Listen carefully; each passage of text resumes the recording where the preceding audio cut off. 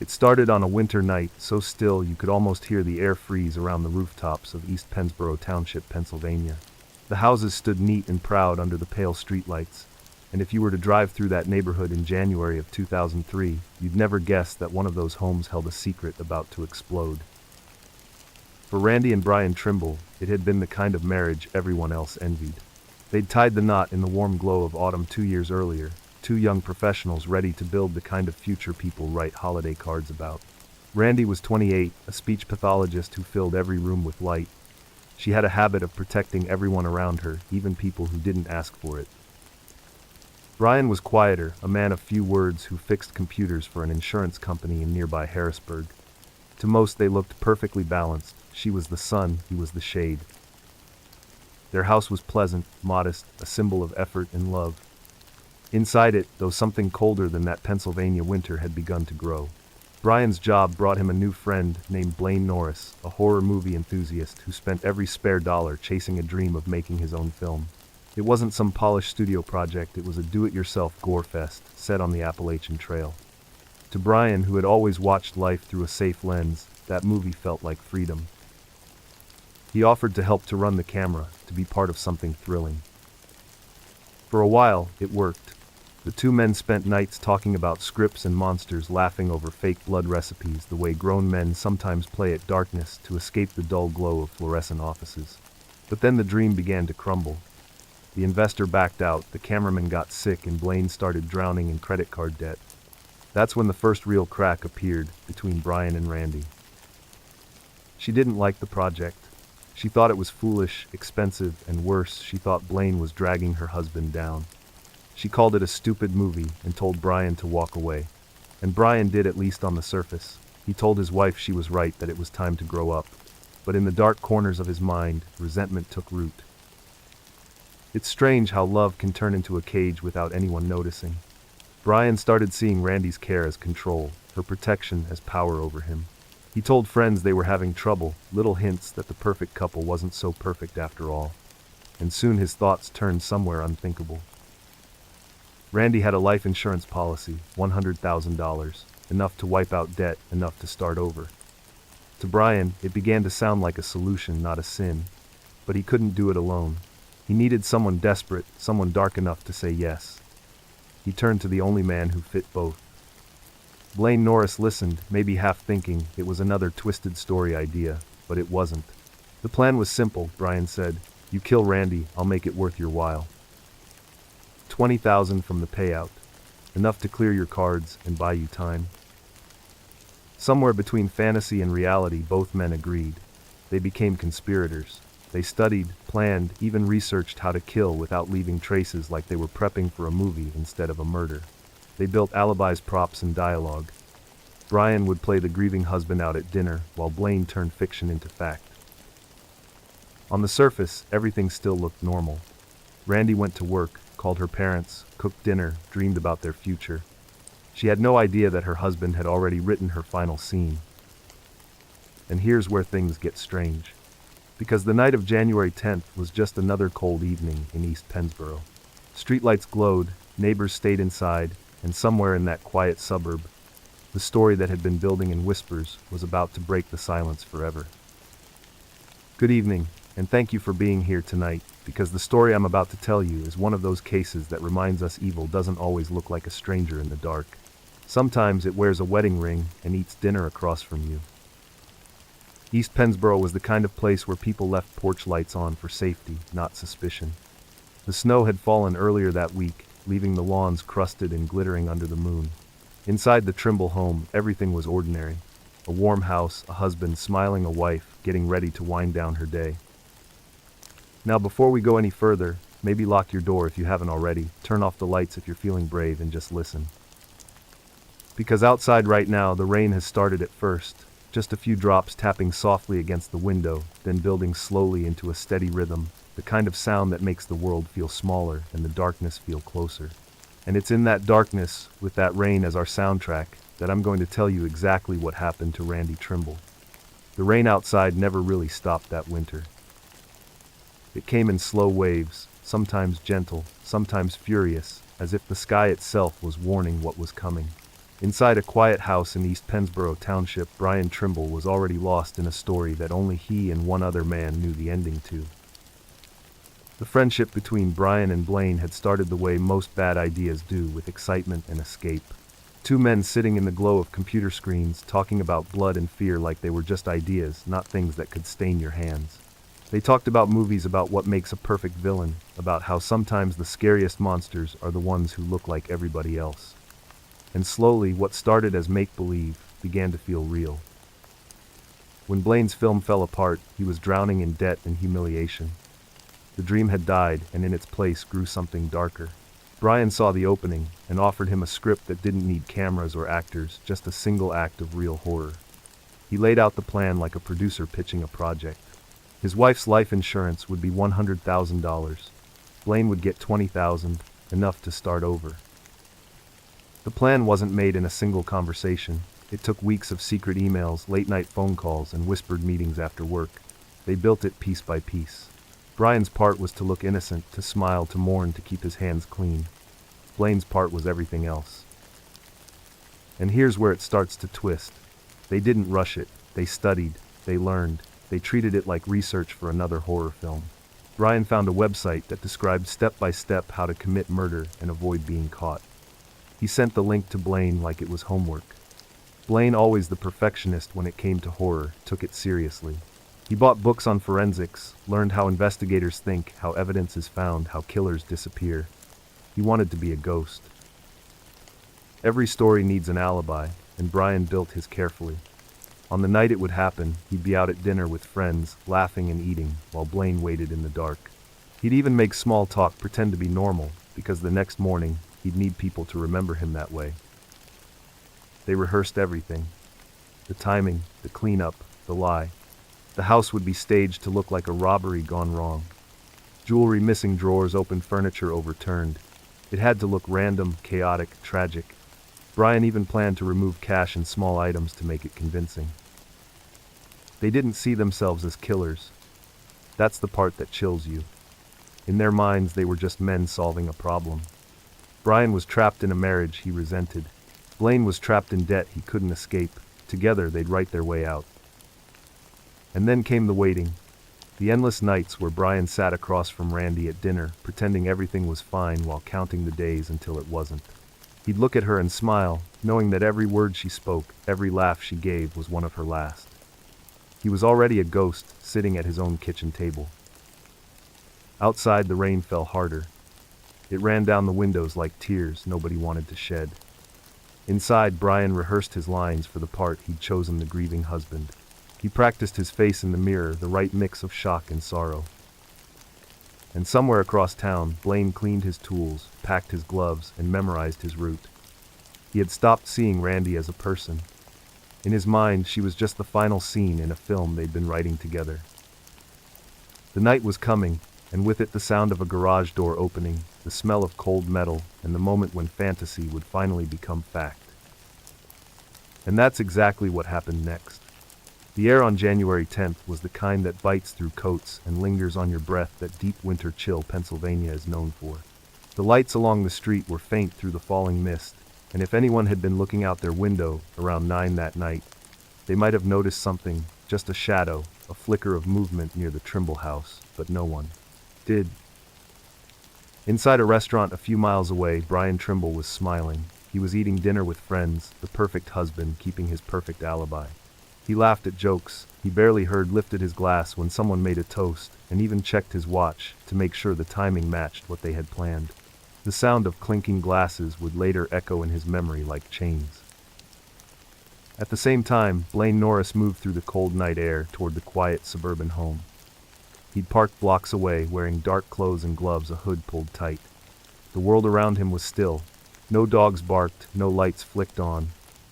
Just the low hum of distant traffic and the wet crunch of gravel beneath his boots. He slipped into the Trimble garage and waited in the dark. It was silent, except for the faint ticking of the house settling and the sound of his own breathing.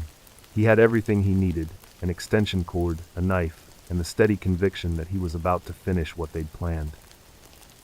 Around 10, the faint glow of headlights crawled across the driveway. Randy's car pulled in the tires, hissing over the wet concrete. The garage door opened, flooding the space with light for just a moment before closing again, sealing them both inside. She stepped out, keys in hand, probably thinking about work or dinner, or maybe calling her mother. She didn't know that behind her, the darkness was already moving. Blaine struck fast. The attack was brutal, frenzied, and silent except for her terrified cries. He strangled her with the cord, then stabbed again, and again, the blade flashing in the light from the single overhead bulb. More than 20 wounds, each one a mark of betrayal. The last words Randy ever spoke were prayers whispered into the cold air of her own garage. When it was over, the silence returned thick and heavy. Norris stood over her body, his chest heaving. He was covered in sweat and blood, his breath visible in the cold. For a moment he just stared like a man who didn't recognize what he had done. Then he moved quickly, just as they'd planned. He ransacked the house, pulling drawers open, overturning furniture, scattering jewelry and cash. It was a performance for the detectives who would one day walk through that door. When he was done, he slipped out into the night, vanishing down the street, his dark figure blending into the mist. Not long after Brian returned home. His heart was pounding, but not from fear, more like anticipation. He parked in the driveway, walked up the path, and opened the door to a scene that would soon be photographed, cataloged, and replayed in courtrooms for years. The house was a stage, and he played his part perfectly. He found his wife in the garage, or at least that's what he told the police later. His voice on the 911 call trembled just enough. The words came out jagged, rehearsed panic. "My wife, there's blood everywhere, please send someone." When the first responders arrived, they found a man performing grief. He was shaking, but his eyes were dry. The scene looked like a robbery, but to trained eyes something was off. Nothing valuable was missing. The mess felt too neat, too deliberate, as if someone had painted chaos with careful hands. One officer noted the odd calm in Brian's tone when he answered questions. Another noticed that the timing of his dinner alibi fit almost too well. There was no evidence yet, but there was a feeling the kind detectives learned to trust, a quiet instinct that something was wrong. They took photographs, sealed evidence, and whispered theories. When Brian finally lay down that night, pretending to sleep, he must have thought he had done it, that the curtain had fallen on the story he'd written. But evil has a way of echoing, and before long those echoes would come for both of them. And that's exactly what happened next. The snow was still on the ground when the first cracks in Brian Trimble's story began to show. It had been only days since Randy's funeral, and the quiet streets of East Pennsboro still looked the same, but nothing in that house was normal anymore. Detectives had spent hours combing through every inch of it, collecting fibers, photographing the staged mess, and replaying the night again and again in their minds. The more they looked, the more it all felt like a play. Every overturned chair, every scattered drawer, each detail carefully placed like set dressing for an audience of cops. Brian was polite when they came by. He made coffee, answered questions, smiled when they thanked him for his time. But his eyes were wrong. They were too calm. He was supposed to be a grieving husband, yet grief never quite reached his voice. He seemed to be waiting for something to end, not for something to begin. The detectives didn't have proof, but they had instinct. So they watched. They followed him everywhere, their unmarked car idling near his office, near the restaurants where he ate alone, near the house that now stood quiet at night.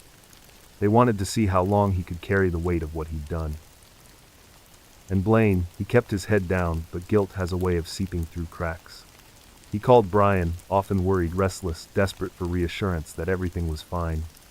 But nothing was fine. The police had started asking about his friendship with Brian. Why did they spend so much time together? Why had he been missing the night of the murder? His hands began to shake whenever the phone rang.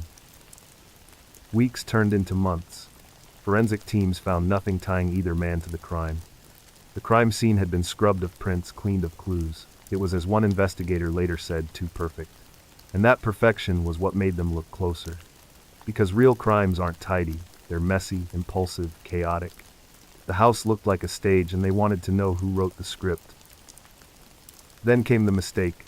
Brian couldn't wait any longer to collect on the life insurance. He needed the money to pay Blaine the $20,000 he'd promised. He called the insurance company, pressed them for a payout, filled out forms, asked questions no grieving husband should ever think to ask.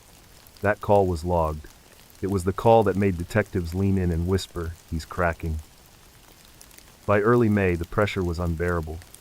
The same detectives who had once sipped coffee in his living room now sat across from him in a small gray interview room.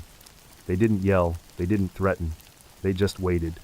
Silence, real silence, can break a man faster than shouting ever could. Brian tried to hold on.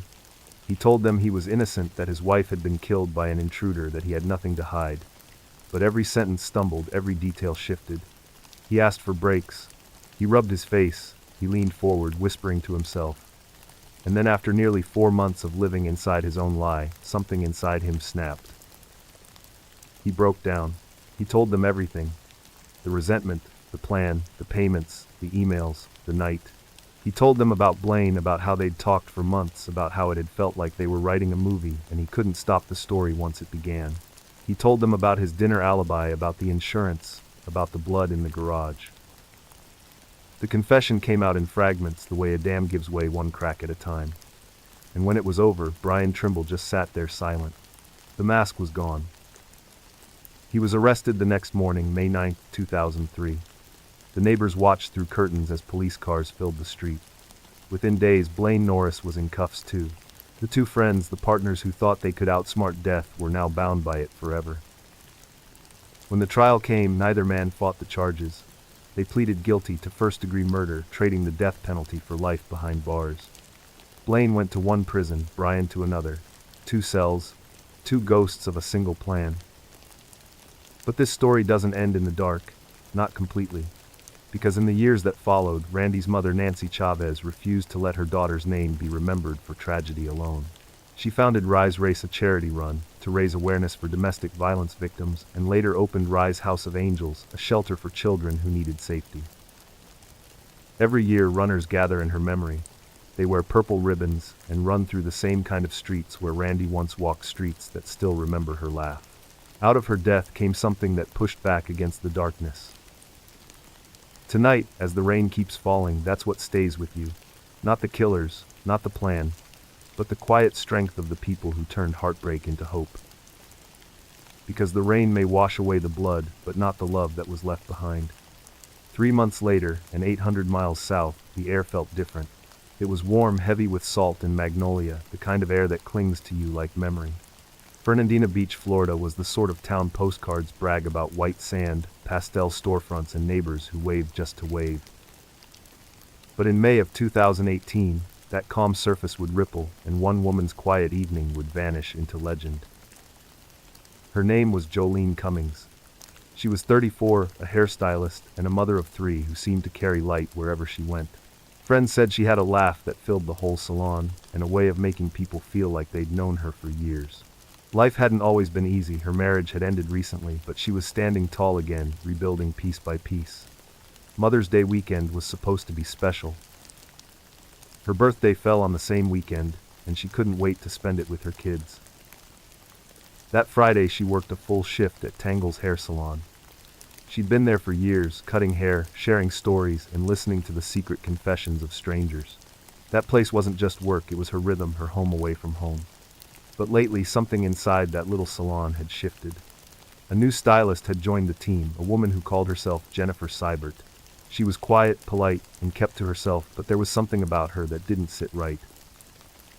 Jolene noticed the inconsistencies first, the way Jennifer dodged simple questions, the way her stories didn't line up. Sometimes she'd talk about growing up in different states, different schools, like she couldn't remember which path she'd chosen that day.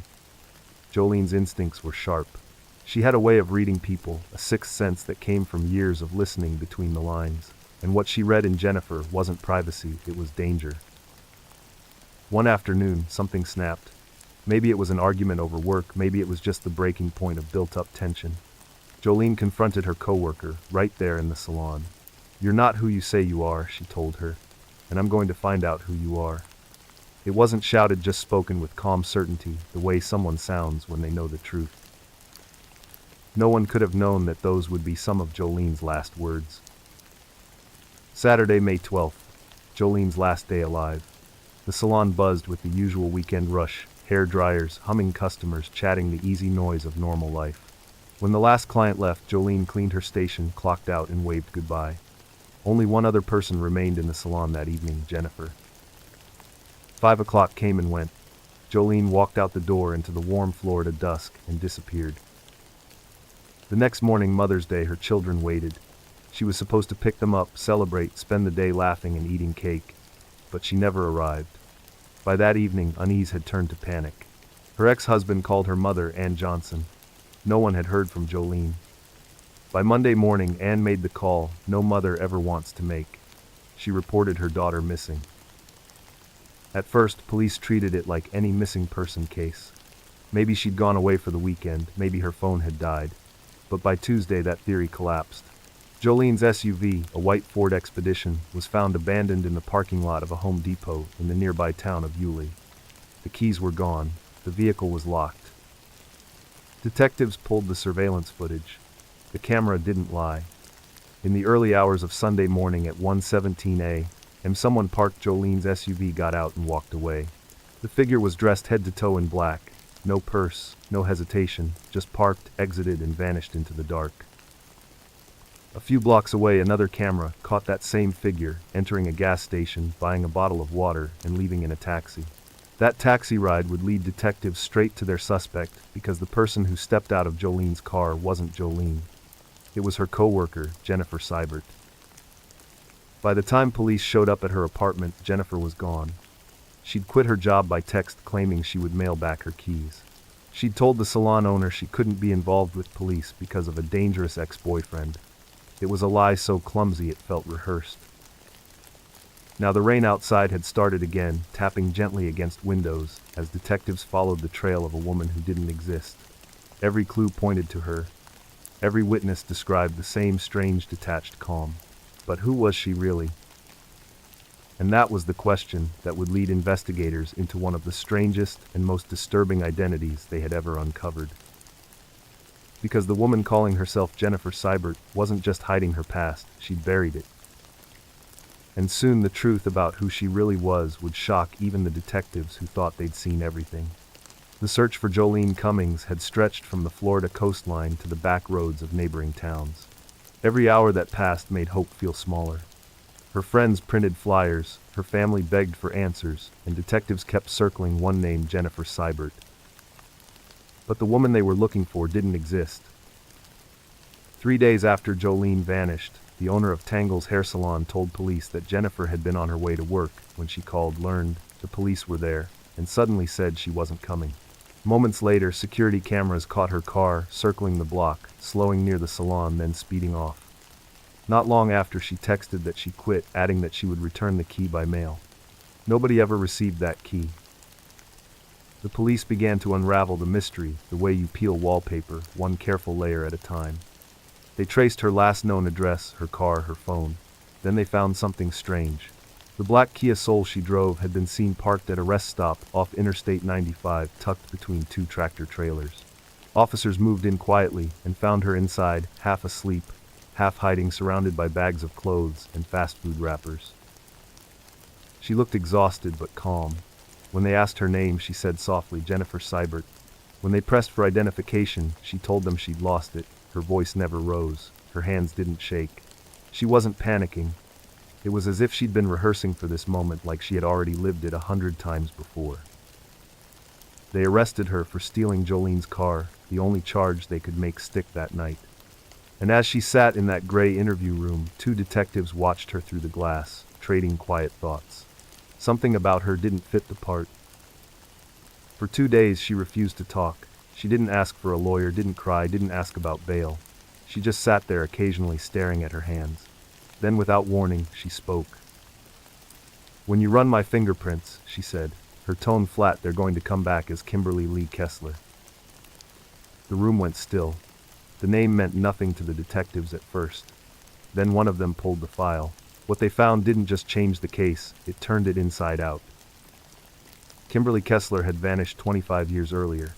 She'd been reported missing by her own mother back in Pennsylvania. But she hadn't died. She'd erased herself. Since 1996, she had used at least 18 fake identities and lived in 33 cities across 14 states. Every few years, she changed her name, her job, her accent, her entire life. She was a living ghost who had built new versions of herself, from the names of the dead. And the name Jennifer Seibert, it belonged to a little girl who had died in 1987 and was buried in Kessler's hometown. When investigators searched the salon, they sprayed luminol, and the truth glowed back at them. The walls, the chairs, the cabinets, even the floor, everything shimmered blue under the forensic light. There had been blood everywhere, scrubbed and mopped, but not gone. DNA confirmed it belonged to Jolene. The timeline came together like a nightmare film reel. Saturday evening, May 12th, Jolene and Kessler were the last two in the salon. Surveillance cameras caught Kessler later that night, carrying heavy trash bags out the back door and tossing them into a dumpster. A few hours later, she was at Walmart, buying cleaning supplies, gloves, and an electric carving knife. By dawn, she was seen again at the salon with more trash bags. By the time detectives learned all this, the garbage truck had already made its run. Whatever she had thrown away, evidence, clothing, or worse, was gone forever beneath tons of landfill waste. In her car, they found scissors and boots stained with Jolene's blood. Her internet search history was even darker. One phrase stood out: Jolene Cummings, no body, no crime. The mask had come off completely. When her trial began years later, Kimberly Kessler's behavior was as bizarre as her crimes. She starved herself, dropping from nearly 200 pounds to 74. She screamed in court, stripped naked in her cell, and hurled objects at officers. The judge finally declared that her actions weren't insanity, they were theater. Through it all, she never said a word about Jolene's body. She never explained what she had done, where she had left her, or why. The jury didn't need an explanation. After just over an hour, they found her guilty of first-degree murder and grand theft auto. She was sentenced to life in prison without the possibility of parole.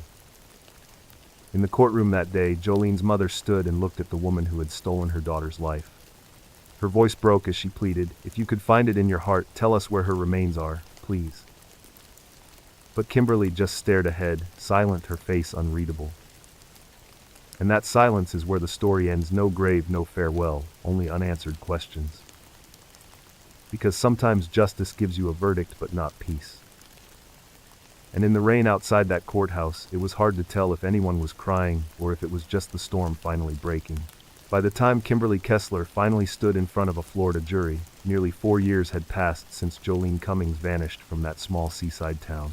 The palm trees still swayed in the same humid breeze, the rain still came and went without warning, but nothing in Fernandina Beach had felt right since that Mother's Day weekend in 2018.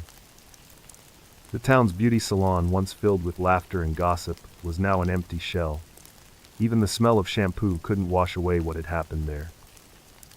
Jolene's family sat quietly through every hearing, through every outburst, through every delay. Her mother, Anne, had aged 10 years and 4. Each day she wore something purple, Jolene's favorite color, and she never missed a session, no matter how much the proceedings hurt to watch. She wanted to see justice done, even if the truth came without answers. Kimberly Kessler arrived in court each time like a storm that had already passed through itself. Sometimes she refused to leave her cell, other times she shouted obscenities at deputies as they led her in. Her hair, once long and styled, was shaved down to bristles. She stared at the cameras with a cold kind of amusement, like she was watching the final act of a play only she understood. The prosecution didn't rely on emotion, they didn't have to. They had evidence, layer upon layer of it, woven together like a noose. The surveillance footage of Jolene's car being abandoned, the Walmart receipts for cleaning supplies, the mountain of lies, the trail of fake identities, the DNA inside that black Kia Soul. And they had motive. Kessler's obsession with control, her jealousy, her need to reinvent herself, every piece pointed to a woman living on the edge of collapse.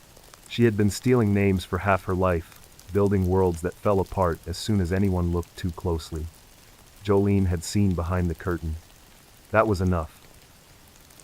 Her defense tried to argue mental instability, claiming delusion, claiming paranoia, but the court had already heard it all before. The judge's patience was gone. Her hunger strikes, her violent outbursts, the endless disruptions, they weren't symptoms of madness, he said, but manipulation. When the verdict finally came, the room was silent except for the hum of the air conditioner. Guilty of first-degree murder. Guilty of grand theft auto. No hesitation, no mercy. The sentence: life in prison without the possibility of parole. Kimberly Kessler would die behind bars, surrounded by concrete walls and the echo of the name she could never steal, Jolene's. But justice isn't always peace. After the trial, Jolene's mother stood outside the courthouse, her voice shaking as cameras gathered around. She spoke not like a woman victorious, but like one still trapped in the same endless night. "We have a conviction," she said, "but we still don't have her." Her eyes glistened under the gray Florida sky. "I just want to bring my daughter home." Investigators had spent months searching a landfill, 2 states away, sifting through more than 6,000 tons of trash, combing through filth and decay for even the smallest trace of Jolene. They found fragments of clothing, scattered personal items, but never her body. Somewhere buried deep beneath layers of earth and refuse, her story remained unfinished. Inside her prison cell, Kessler never spoke of that night again. She refused interviews, refused letters, refused to explain. The woman who once lived under 18 names now had only one, an inmate number. And so Fernandina Beach learned to live with the silence.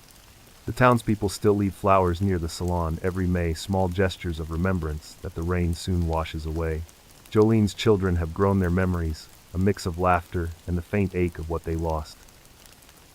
Sometimes justice comes without a body, and closure becomes something you have to build yourself. For Jolene's family, that meant telling her story again and again, so no one would forget her name or mistake her disappearance for absence.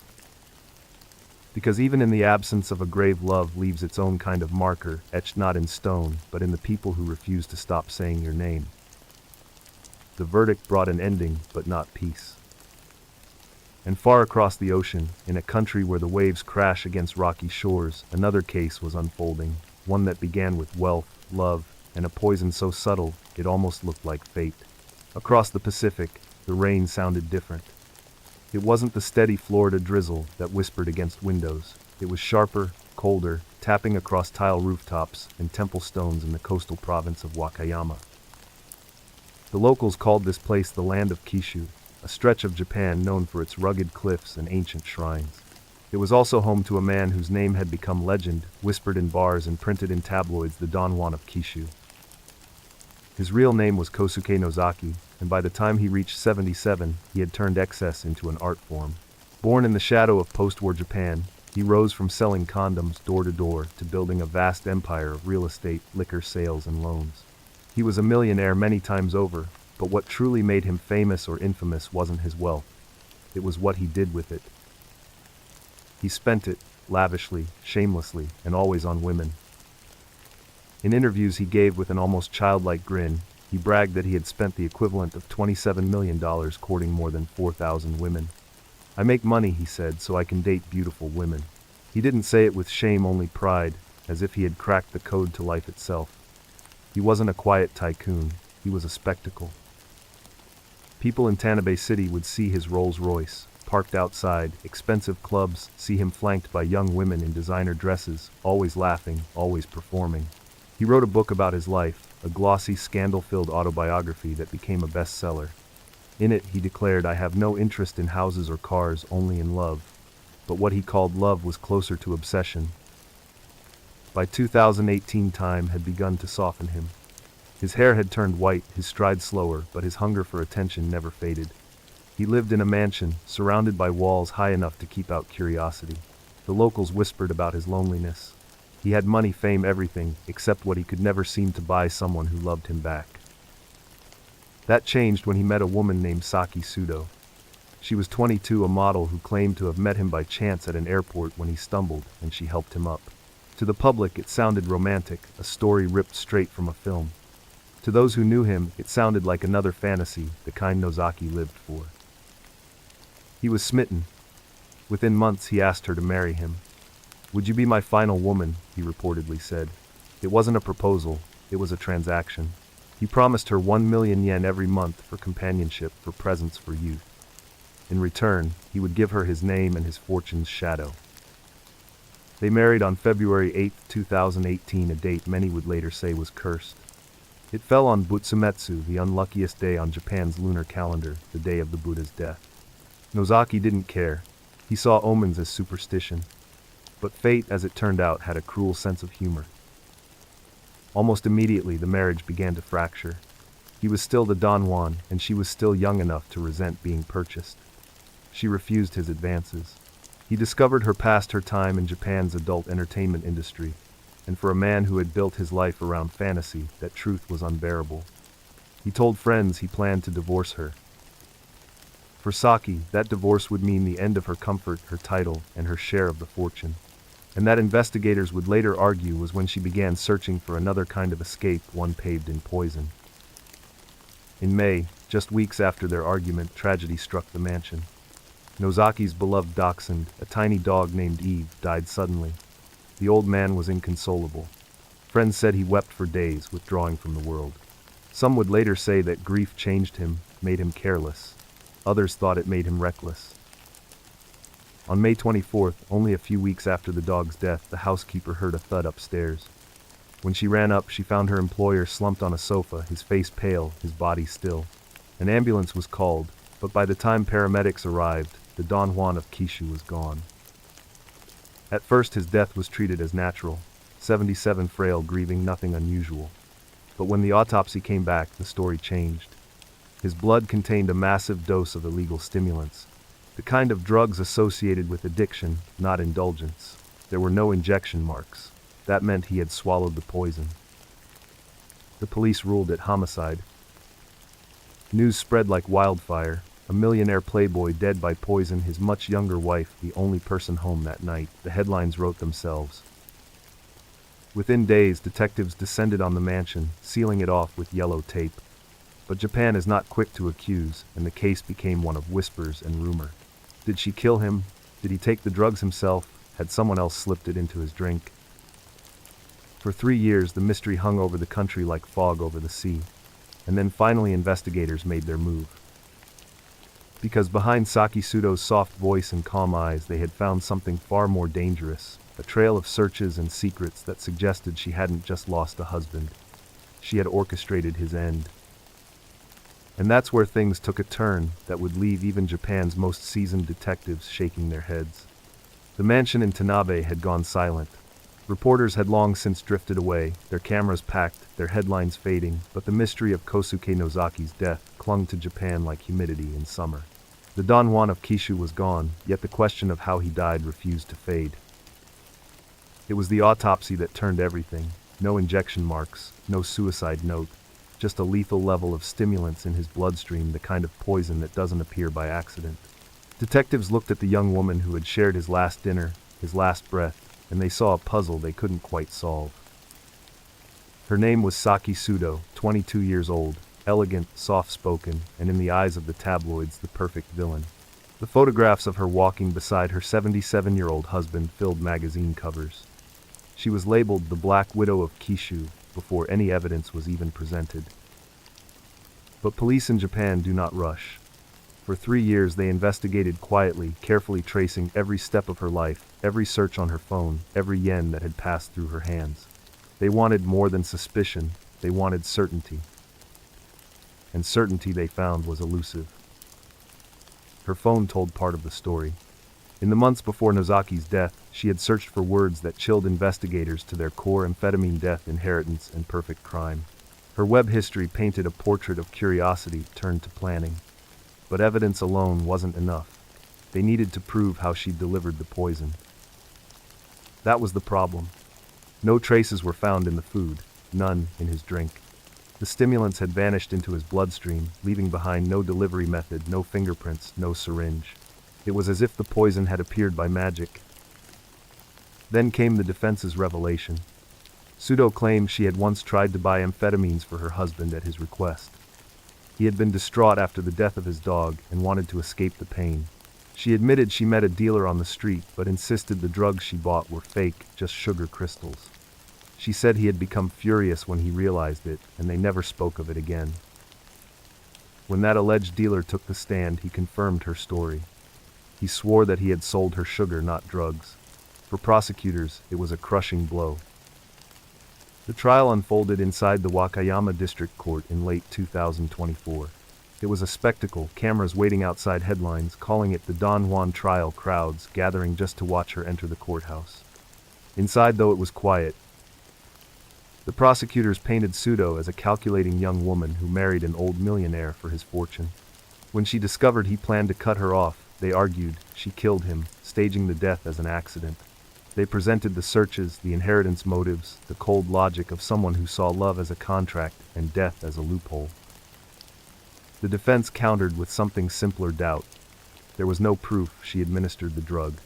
There was no proof he hadn't taken it himself. Nozaki, they reminded the court, had been deeply depressed after his dog's death.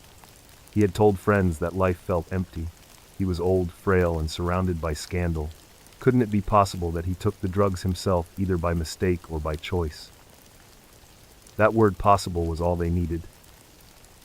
When the verdict came down on December 12, 2024, the courtroom held its breath. The judge began to speak, his voice measured, deliberate. He acknowledged the suspicion. He acknowledged her lies. But suspicion, he said, was not proof. There was doubt, and in Japan's rigid system of justice, doubt is a wall that cannot be climbed. Not guilty.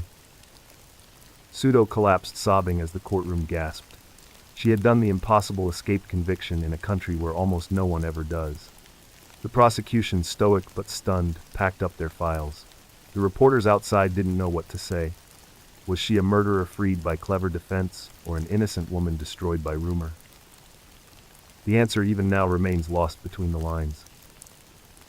After her acquittal, she was taken back into custody for a different crime: fraud. She had tricked another man out of 30 million yen. For that, she received 3.5 years in prison. When she walked out, the fortune she had married into was gone. Nozaki, ever the showman, even in death, had left a final twist. His handwritten will gave his entire fortune, 1.5 billion yen, to the city of Tanabe. His brothers challenged it, calling it fake, but the courts sided with the city. His empire went not to family or lovers, but to the place that had watched him live his wild life. And so the Don Juan of Kishu, who had spent a lifetime chasing beauty and pleasure, left behind nothing but questions. Was Saki Pseudo a cunning black widow who perfected her crime, or was she the scapegoat of a lonely old man's mysterious death? The sea outside Tanabe still crashes against the rocks. The wind still howls through his empty mansion. Somewhere inside those walls, the truth remains as silent as the waves, and as enduring as the legend he built. And across the ocean, while his name faded from the headlines, another story was about to take shape, this one, beginning on a dark road in Arkansas, with a father, a daughter, and a decision no parent ever wants to make. The world was asleep when the sound of a dog broke the silence. A frantic, piercing bark that ripped through the still air of rural Arkansas just after 1 a.m. Inside a quiet farmhouse, a man named Aaron Spencer woke instantly. He had the kind of instincts that never fade, those of a soldier and a father, and something about that sound told him it wasn't nothing. He rolled out of bed, barefoot, heart pounding, the kind of adrenaline rush that erases sleep in an instant. The dog was his daughter's Chihuahua, and she never barked like that unless she was scared. He walked down the hallway toward her room, the wooden floor creaking beneath him. The door was cracked open just slightly, and from the hall he could see the shape of a body under the covers. It looked like his daughter was sleeping. But the bark kept coming louder, sharper, echoing off the walls. Aaron felt a chill run through him. Something wasn't right. He walked to the bed, reached out, and pulled back the blanket. What he saw made the world tilt sideways. The body wasn't his daughter. It was a decoy, a stuffed animal wrapped in one of her hoodies. His little girl was gone. He shouted for his wife, Heather. In seconds, the house filled with panic. They tore through every room, calling her name, opening closets, checking doors and windows. Gone.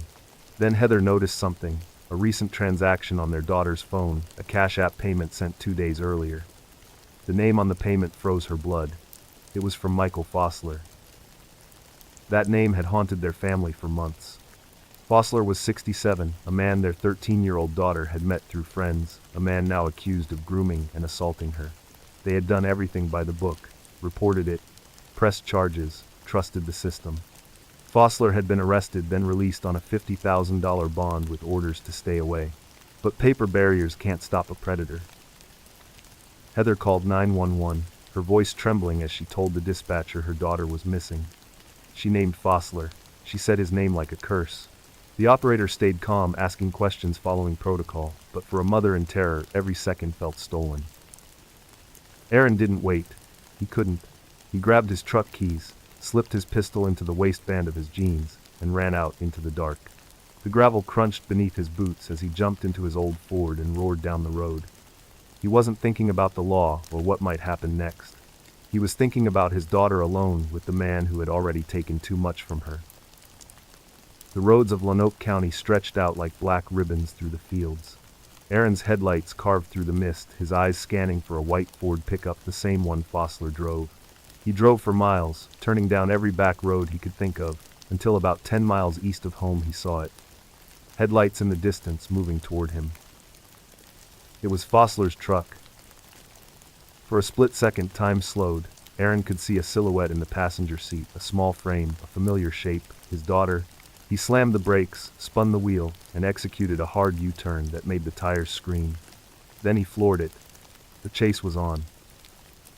Two trucks hurtling down a two-lane road in the dark, engines growling, adrenaline burning through the air. Aaron flashed his high beams, laid on the horn, trying to force the other driver to stop. Fossler didn't. The trucks raced through the countryside, one fleeing one, following the quiet night, now shattered by the roar of engines and a father's fury. The chase ended where Highway 236 met Highway 13 at a lonely intersection, surrounded by fields. Fossler's truck slowed, cornered by the road itself. Aaron made his choice. He slammed into the back of the other vehicle, metal crunching, glass shattering.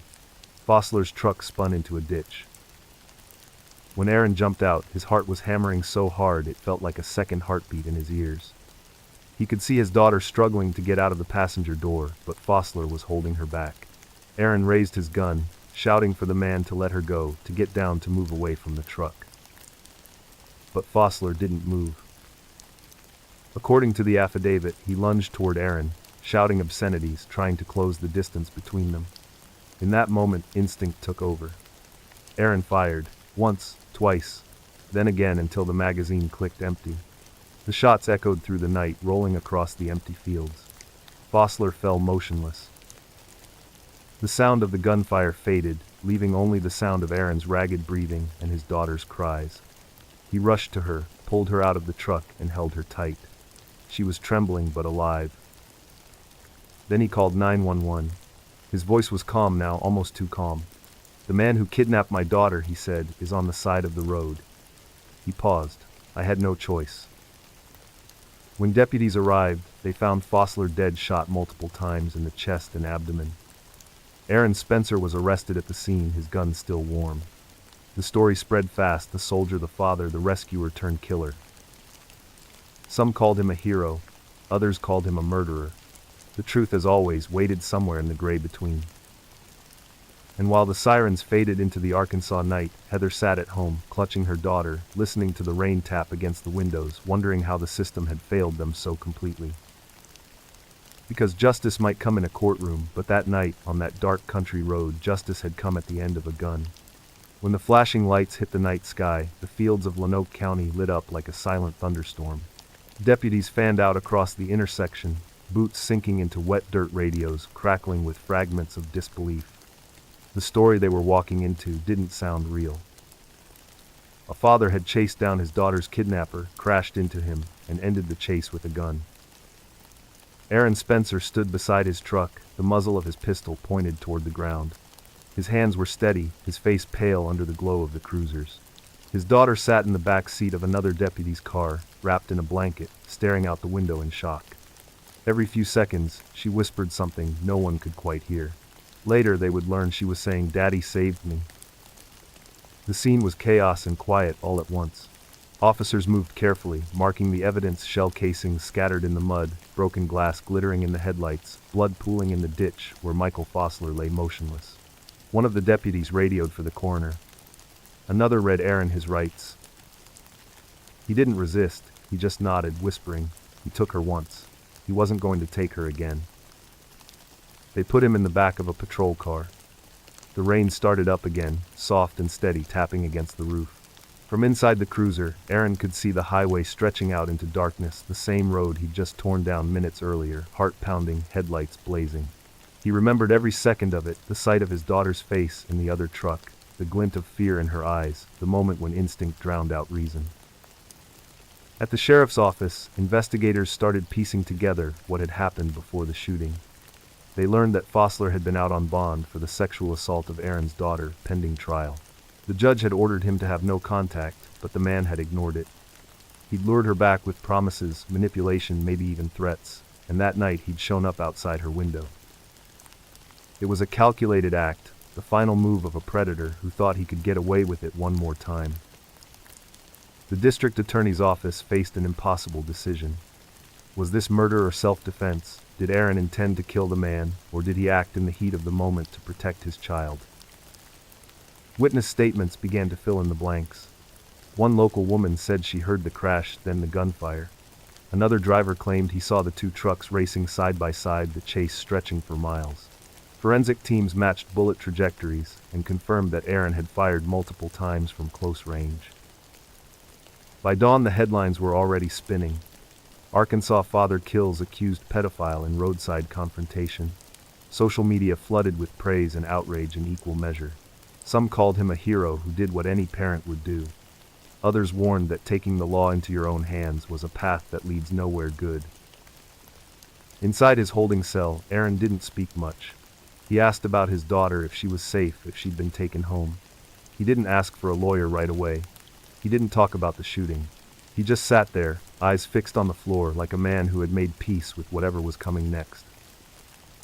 When investigators played back his 911 call, they heard no panic, no anger, only quiet certainty. "I had no choice," he said again and again. Those 4 words became the center of everything. The district attorney decided to charge him with first-degree murder. The state claimed that by chasing Fossler down, by initiating the confrontation, he had crossed the line from protection to premeditation. But public opinion wasn't on their side. Petitions started online, thousands of signatures demanding his release. Strangers sent letters to his family, calling him a hero. Veterans groups raised money for his defense. Still, the legal system doesn't bend for emotion. Aaron faced the possibility of life in prison. During the first hearing, the judge denied bond, citing the severity of the crime. Heather sat in the front row, holding their daughter's hand. When the court adjourned, she said quietly to a reporter, "He saved her. That's all I know." And that's what this story kept circling back to: love, fury, and the split-second decisions that separate right from wrong. Out on Highway 13, the rain kept falling.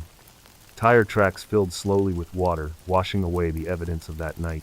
But the echoes stayed: the crash, the gunfire, the desperate prayer of a father who refused to lose his child twice. And somewhere inside that jail cell, Aaron Spencer whispered again, "I had no choice." But the world wasn't done judging him yet. The courthouse in Little Rock stood like a monument to order, to the belief that justice could be measured and weighed. But for Aaron Spencer, sitting in that courtroom in a faded orange jumpsuit, the law felt like a language written for someone else. He wasn't a killer in the way the word implies. He was a father who had made an impossible choice, and now that choice was being dissected in public, word by word, frame by frame. The prosecutor's voice was calm, deliberate, almost clinical. He described the chase, the collision, the gunshots, the moment when Aaron fired again, even after Michael Fossler had fallen. To the state, it was evidence of intent. They called it vengeance, not protection. They said he didn't just stop a crime, he took revenge for one. But the defense told another story. They talked about the night Fossler first met the Spencers, the trust he'd gained, the lies he'd told. They told the jury about the phone calls, the threats, the bond release, the fear that never left their home. They painted the picture of a man pushed to the edge, a father who had lost faith in a system that had already failed his family once. Heather took the stand. Her voice cracked, but she never cried. "He did what any parent would do," she said.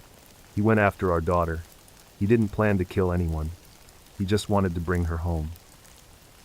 When the prosecution cross-examined her, they asked if Aaron had ever said he wanted Fossler dead. Heather hesitated, then said softly, "He said he wanted him gone. But when you've watched your child lose her smile, gone doesn't mean death. It means safety." The courtroom was quiet enough to hear the rain tapping against the old windows. Outside, supporters stood in the drizzle, holding signs that read, "Free Aaron Spencer and protect our children." Inside, the judge reminded the jury that emotion couldn't guide the law. But it already had. Every face in that room had changed since the first day of testimony. The state rested its case on one phrase: he took the law into his own hands. The defense rested on another: he saved his child's life. The verdict came down on a Friday afternoon. The jury deliberated for almost 9 hours. They didn't look at Aaron when they walked back in. The foreman's voice was steady: guilty of manslaughter. Not murder, not self-defense, but something in between, an acknowledgement of love and loss twisted together. The judge sentenced him to 10 years with the possibility of parole after 3. When the gavel fell, Heather bowed her head. Aaron didn't move. He just nodded once, as if he had already served the hardest part of his sentence the night he pulled the trigger. From his cell he wrote letters to his daughter. He told her to be brave, to go to school, to live a life untouched by the darkness that had stolen their peace. He never spoke about Fossler. He never spoke about guilt. He just wrote about light, about mornings after rain, about how sometimes doing the right thing doesn't look right to anyone else. And in 2024, after months of appeals and debates, the Arkansas Supreme Court overturned his conviction, ruling that key testimony had been mishandled. The charges were dismissed. Aaron walked out of prison with the same quiet step he'd taken into it. His hands empty, his face older, his heart still heavy. The cameras were waiting, but he didn't stop to speak. He just lifted his head toward the sky, where the clouds were breaking after another long storm. To some, he was a symbol of courage. To others, a warning about what happens when justice turns personal. To his daughter, he was just her father, the man who came when she needed him most. And while the courts debated law and ethics, while strangers argued online about heroism and murder, the truth remained simple. That night on Highway 13, Aaron Spencer didn't see laws or rules or headlines. He saw his little girl trapped in a stranger's truck. And that was all he needed to see. Far to the west, in the mountains of Colorado, another story was about to unfold, one that began with love, celebration, and a single moment that turned everything to tragedy. It was supposed to be a celebration, a night filled with laughter and cake and promises for the future. Denver in early March carried that kind of crisp air that smells faintly of snow and city lights. Inside a modest apartment on South Kendall Street, balloons floated against the ceiling, candles flickered, and a young couple was trying to hold their marriage together, one fragile smile at a time. Her name was Clarissa Wilkins, though everyone called her Claire. She was 30 years old, the kind of person who could walk into a room and make strangers feel seen. She worked as a nursing assistant, a job that demanded patience and compassion, 2 things she seemed to have an endless supply of. Her husband Kane was 33, a military veteran turned fitness trainer who carried his own quiet storms. They had been together for almost a decade, had weathered good years and bad, and on that Saturday night in 2018, Claire was determined to make things right again. The apartment was filled with friends, music playing, low glasses, clinking, the smell of barbecue drifting in from the small balcony. It was Claire's birthday, and she had dressed for the occasion, wearing her favorite red blouse and a bright smile. But under that smile was something brittle. The last few months had been hard. Arguments about money, about jealousy, about trust. Friends knew they were struggling, but nobody thought it was dangerous. Kane had been quiet most of the night. He stood in the kitchen, drink in hand, watching Claire move around the room, laughing, hugging people, taking photos. At one point, she leaned close to a male friend, whispering something that made them both laugh. Witnesses later said that was the moment Kane's expression changed. His jaw clenched, his eyes went dark. Around 11, the guests began to leave. Claire started cleaning up, humming softly as she carried plates to the sink. Kane followed her into the bedroom. What was said next is known only through fragments. Neighbors later recalled raised voices, a slammed door, a short silence, then a single gunshot. When the first responders arrived, the scene was a blur of disbelief. Claire lay on the bedroom floor, a gunshot wound to the chest, the faint smell of gunpowder still hanging in the air. The pistol was on the nightstand, the same one Kane legally owned.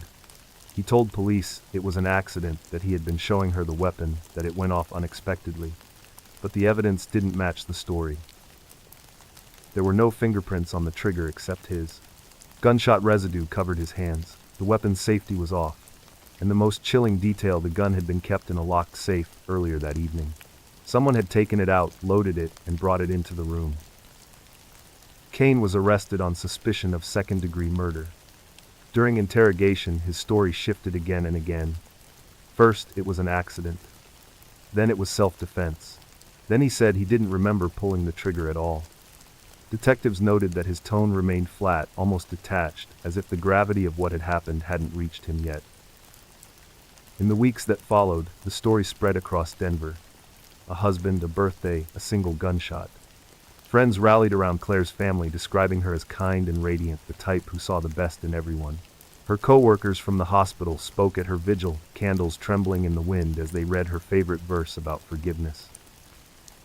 But forgiveness felt impossible. During the trial, the prosecution argued that Cain had killed his wife in a fit of rage. They presented text messages where Claire confided in a friend that she was scared of him, that he had been watching her, closely accusing her of flirting with other men. The defense countered that he loved her deeply, that the gun had gone off during a heated argument, that it was never intentional. The jury saw it differently. After 2 days of deliberation, they found him guilty of second-degree murder. He was sentenced to 48 years in prison, but even that verdict couldn't quiet the whispers that followed. Because weeks after sentencing, evidence surfaced suggesting police had mishandled parts of the investigation. Documents, misplaced witness statements, altered body camera footage, missing key moments. It wasn't enough to overturn the case, but it was enough to plant doubt, to make people wonder if anyone would ever know the full truth. The Denver District Attorney's Office reopened a small part of the file, not to free Cain, but to understand what had gone wrong. They called it a procedural review. Claire's family called it too late. Outside the courthouse, her mother stood in the rain after the final hearing, clutching a framed photo of her daughter. She believed in love, she said softly. She believed she could fix anything, but some people don't want to be fixed. And that's the cruel thing about love, it can be both the reason you live and the reason you die. As the crowd dispersed, thunder rolled over the Denver skyline, distant and low, and somewhere in another part of the country, another story was waiting to be uncovered. One buried for decades beneath the weight of silence and snow. It was supposed to be a celebration, a night filled with laughter and cake, and promises for the future. Denver in early March carried that kind of crisp air that smells faintly of snow and city lights. Inside a modest apartment on South Kendall Street, balloons floated against the ceiling, candles flickered, and a young couple was trying to hold their marriage together, one fragile smile at a time. Her name was Clarissa Wilkins, though everyone called her Claire. She was 30 years old, the kind of person who could walk into a room and make strangers feel seen. She worked as a nursing assistant, a job that demanded patience and compassion, two things she seemed to have an endless supply of. Her husband Cain was 33, a military veteran turned fitness trainer who carried his own quiet storms. They had been together for almost a decade, had weathered good years and bad, and on that Saturday night in 2018, Claire was determined to make things right again. The apartment was filled with friends, music playing, low glasses, clinking, the smell of barbecue drifting in from the small balcony. It was Claire's birthday, and she had dressed for the occasion, wearing her favorite red blouse and a bright smile. But under that smile was something brittle. The last few months had been hard. Arguments about money, about jealousy, about trust. Friends knew they were struggling, but nobody thought it was dangerous. Cain had been quiet most of the night. He stood in the kitchen, drink in hand, watching Claire move around the room, laughing, hugging people, taking photos. At one point, she leaned close to a male friend, whispering something that made them both laugh. Witnesses later said that was the moment Cain's expression changed. His jaw clenched, his eyes went dark. Around 11, the guests began to leave. Claire started cleaning up, humming softly as she carried plates to the sink. Cain followed her into the bedroom. What was said next is known only through fragments. Neighbors later recalled raised voices, a slammed door, a short silence, then a single gunshot. When the first responders arrived, the scene was a blur of disbelief. Claire lay on the bedroom floor, a gunshot wound to the chest, the faint smell of gunpowder still hanging in the air. The pistol was on the nightstand, the same one Cain legally owned. He told police it was an accident, that he had been showing her the weapon, that it went off unexpectedly. But the evidence didn't match the story. There were no fingerprints on the trigger except his. Gunshot residue covered his hands. The weapon's safety was off. And the most chilling detail, the gun had been kept in a locked safe earlier that evening. Someone had taken it out, loaded it, and brought it into the room. Cain was arrested on suspicion of second-degree murder. During interrogation, his story shifted again and again. First it was an accident, then it was self-defense. Then he said he didn't remember pulling the trigger at all. Detectives noted that his tone remained flat, almost detached, as if the gravity of what had happened hadn't reached him yet. In the weeks that followed, the story spread across Denver: a husband, a birthday, a single gunshot. Friends rallied around Claire's family, describing her as kind and radiant, the type who saw the best in everyone. Her co-workers from the hospital spoke at her vigil candles, trembling in the wind as they read her favorite verse about forgiveness. But forgiveness felt impossible. During the trial, the prosecution argued that Cain had killed his wife in a fit of rage. They presented text messages where Claire confided in a friend that she was scared of him, that he had been watching her closely, accusing her of flirting with other men. The defense countered that he loved her deeply, that the gun had gone off during a heated argument, that it was never intentional. The jury saw it differently. After 2 days of deliberation, they found him guilty of second-degree murder. He was sentenced to 48 years in prison. But even that verdict couldn't quiet the whispers that followed. Because weeks after sentencing, evidence surfaced, suggesting police had mishandled parts of the investigation. Documents, misplaced witness statements, altered body camera footage, missing key moments. It wasn't enough to overturn the case, but it was enough to plant doubt, to make people wonder if anyone would ever know the full truth. The Denver District Attorney's Office reopened a small part of the file, not to free Cain, but to understand what had gone wrong. They called it a procedural review. Claire's family called it too late. Outside the courthouse, her mother stood in the rain after the final hearing, clutching a framed photo of her daughter. She believed in love, she said softly. She believed she could fix anything. But some people don't want to be fixed. And that's the cruel thing about love. It can be both the reason you live and the reason you die.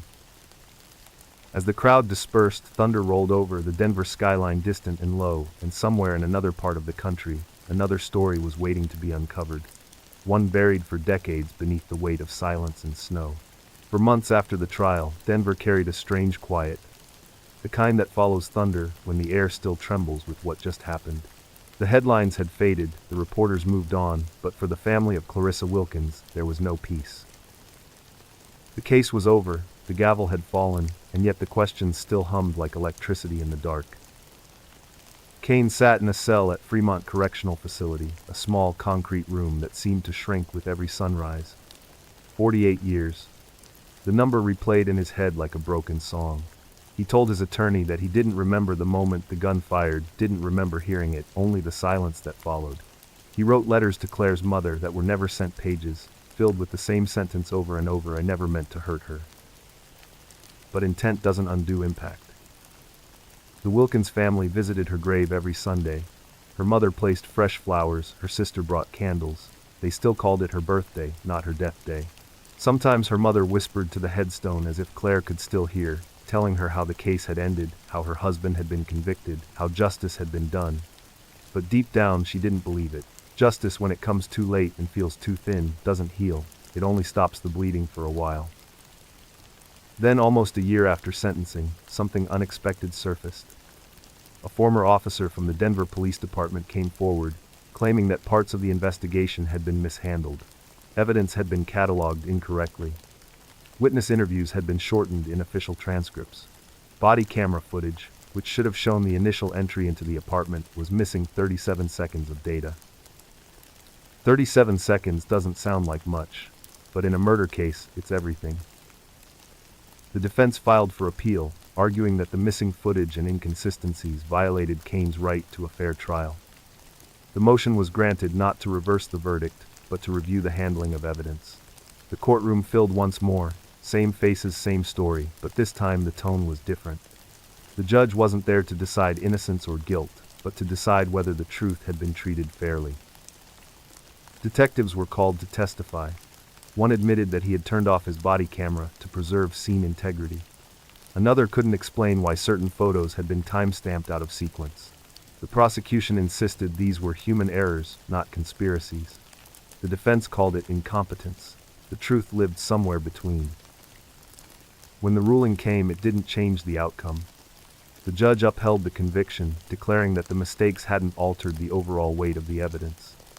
Kane remained guilty, but the words he used cut deeper than any sentence could. This case, the judge said, is a tragedy multiplied by imperfection. Claire's family cried quietly, not from relief but exhaustion. They were tired of hearing her name in rooms that smelled like paperwork and dust. They wanted to remember her the way she had been, the smell of her shampoo, her laugh when she burned cookies, the way she danced while brushing her teeth. After the hearing, Kane's attorney released a statement to the press. "We accept the decision," he said. "But this case shows how thin the line between justice and error can be." The reporters nodded, scribbling words they would later condense into a headline nobody would read. In the months that followed, Claire's story slipped into that quiet place where tragedies go when the world stops watching. Her mother started a small scholarship fund for women studying nursing, using Claire's name, so it would never fade. Kane remained behind bars, writing in notebooks that were never mailed. Time did what time always does, it dulled the edges without healing the wound. And yet, in another city, hundreds of miles away, a different kind of silence was about to break. This one stretched back decades to a time before DNA, before digital cameras, before people even locked their doors. It began with a girl who never came home. It was a cold Saturday in March of 1975, the kind of cold that seeped into your skin and stayed there. The streets of Pointe St. Charles in Montreal were nearly empty, the sidewalks lined with patches of dirty snow melting into slush. In a small brick home near the corner of Richmond and Charlevoix, a 16-year-old girl named Sharon Pryor was lacing up her boots, laughing with her friends, getting ready to walk out the door. She told her mother she'd be back soon. She was going to meet friends at a pizza shop just a few blocks away, a place she went often. Her mother smiled and told her not to stay out too late. It was an ordinary exchange, the kind every family has 1,000 times. Sharon grabbed her jacket, waved goodbye, and stepped out into the fading light. The door clicked shut behind her. She never made it to the pizzeria. When she didn't come home that night, her mother didn't panic right away. Sharon was independent, responsible, the kind of teenager who followed the rules. Maybe she'd gone to a friend's house, maybe she'd lost track of time, but when midnight came and the phone stayed silent, the fear crept in. By morning, that fear had turned to dread. The police joined the search. Officers and volunteers walked every block, calling her name, knocking on doors, showing her picture to strangers. Her classmates joined in, shivering under gray skies, hoping she'd just turn up embarrassed but safe. But as hours turned to days, hope began to drain from the streets. 4 days later, a group of boys playing near a field on Gwinnett Street in Longueuil made a discovery that would scar them for life. In a patch of melting snow, half hidden beneath a torn blanket, they found Sharon's body. She had been beaten, assaulted, and left there as if someone had tried to erase her from the world. The news spread fast. Her family's screams filled the air when police came to the door. Neighbors cried openly. The whole community felt it, that kind of grief that doesn't fade but settles into the bones of a place. The investigation began immediately, but in 1975 forensic science was closer to guesswork than certainty. They collected what they could: Fiver's tire, tracks a shirt left at the scene, and DNA samples that technology couldn't yet read. Police questioned dozens of men, chased leads that went nowhere, and followed rumors until they turned to dust. The case grew colder with every passing season. Sharon's parents grew older too, their lives marked by the emptiness her absence had left. Her mother kept her bedroom exactly as it had been: posters on the walls, perfume bottles on the dresser, a book still open on the nightstand. In 1978, a local man named Michel Dumont was briefly suspected but later cleared. Others came and went through the web of suspicion, but no one was ever charged. Time, cruel as it is, buried the truth beneath decades of silence. By the early 2000s, Sharon's case had become a ghost story. Older residents still remembered the posters, the search parties, the news anchors, saying her name on black and white television sets. Newer ones just knew the legend: the girl who never came home, the case that never closed. And yet inside the evidence locker of the Longueuil Police Department, the truth had been waiting the entire time. Sealed inside small envelopes marked property of case, number 1975-01, DNA swabs taken before the technology existed to read them. In 2020, detectives reopened the file as part of a cold case initiative.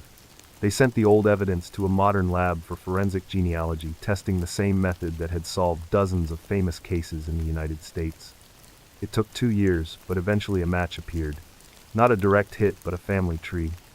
The suspect's descendants lived hundreds of miles away in West Virginia. When the name came back, it stunned everyone. The man who had killed Sharon Pryor was Frank W. Romine, a career criminal with a record of violence and sexual assault. He had died in 1982, buried in a small cemetery in Beckley, West Virginia, never knowing that science would one day reach into his grave and pull his name into the light. Detectives traveled south, exhumed his body, and compared his DNA to the samples preserved from 1975. It was a perfect match. After 48 years, the girl who never came home finally had justice. When the news broke, Sharon's surviving sisters stood beside the police chief at a press conference. Their voices trembled as they thanked the investigators who never gave up. "We finally know," one of them said. "It doesn't bring her back, but at least now we can stop wondering." And as cameras flashed, the snow began to fall again outside the station, soft and quiet like it had the night Sharon left home for pizza and never returned. Because some stories never end, they just wait for the world to catch up. And hundreds of miles away, another story was waiting to surface, one that would prove that even death can't keep secrets forever. The cemetery in Beckley, West Virginia sat quiet under a canopy of oak trees, their roots curling through the earth like veins. In early spring of 2023, the ground there was damp from a week of rain, the sky heavy with clouds. It was the kind of morning that made everything feel suspended in time. A handful of detectives stood around a single headstone, one name carved into it that for nearly half a century had meant nothing to them: Frank William Romine. The man beneath that soil had died in 1982. He'd been 44 years old, a small-time criminal known for robbery and assault. His record stretched back to the 60s. But no one standing there that morning cared about who he'd been then. They were there because of who he had been in 1975. The man who had taken Sharon Pryor's life. When the DNA lab in Montreal first sent the results, the detectives could hardly believe it. The probability of error was 1 in 9 quintillion. Science had spoken with absolute certainty, but the case needed one more step: confirmation through a direct DNA sample. So they got the warrant, brought in a coroner, and watched as workers began to dig. It took hours to reach the coffin to unseal the past. The air was thick with the scent of wet earth. Inside the simple wooden box, time had done what it always does. But the fragments they needed were there, a few bones, a tooth, enough to speak through the silence. They collected the samples carefully, placed them in sterile containers, and shipped them north to the same lab that had given Sharon's family their first real hope. Weeks later, the confirmation arrived, a perfect match. After 48 years, the ghost in West Virginia soil had been named. When the press conference was held, the Pryor family sat in the front row. The chief of police began with the words everyone had waited half a lifetime to hear. "We have identified the man responsible for the murder of Sharon Pryor." Cameras flashed, reporters scribbled, but all anyone could see was the relief on her sisters' faces. For nearly 5 decades, they had lived with questions that never faded. Who had followed her that night? Did she know him? Did she fight? Now they finally knew the answer to the first question. The others would remain mysteries locked inside the grave of a man who could no longer answer. Investigators pieced together the fragments of Romine's life. He had lived in Montreal for a short time in the 70s, drifting between odd jobs and petty crimes. He had been arrested twice for assault before fleeing back to the United States. After that, his trail went cold until his death in 1982. He was buried quietly without ceremony, his name barely remembered even by the people who'd known him. For decades, his crimes stayed buried with him. Until forensic genealogy, something that didn't even exist when Sharon died, dragged him out of the dark. One of Sharon's sisters later said that she felt 2 things when she heard his name: anger and peace. Anger that he'd lived his life free while her sisters had been stolen, and peace that his name was finally known. "He can't hide anymore," she said. "He doesn't get to be anonymous." The detectives who had reopened the file called it one of the most important cases of their careers.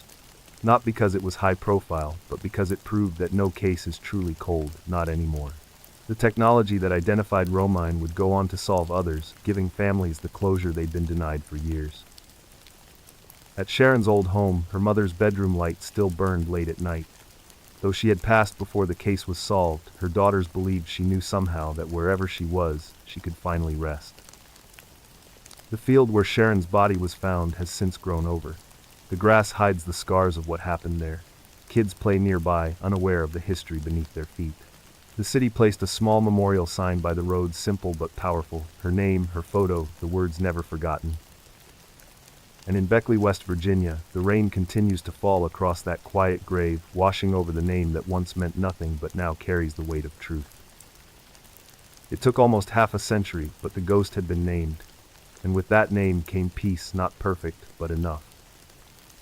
Yet, even as that story closed, another one was beginning to stir in the heart of Oklahoma, where a creek once ran clear until one autumn night in 1996, when something terrible surfaced from its depths.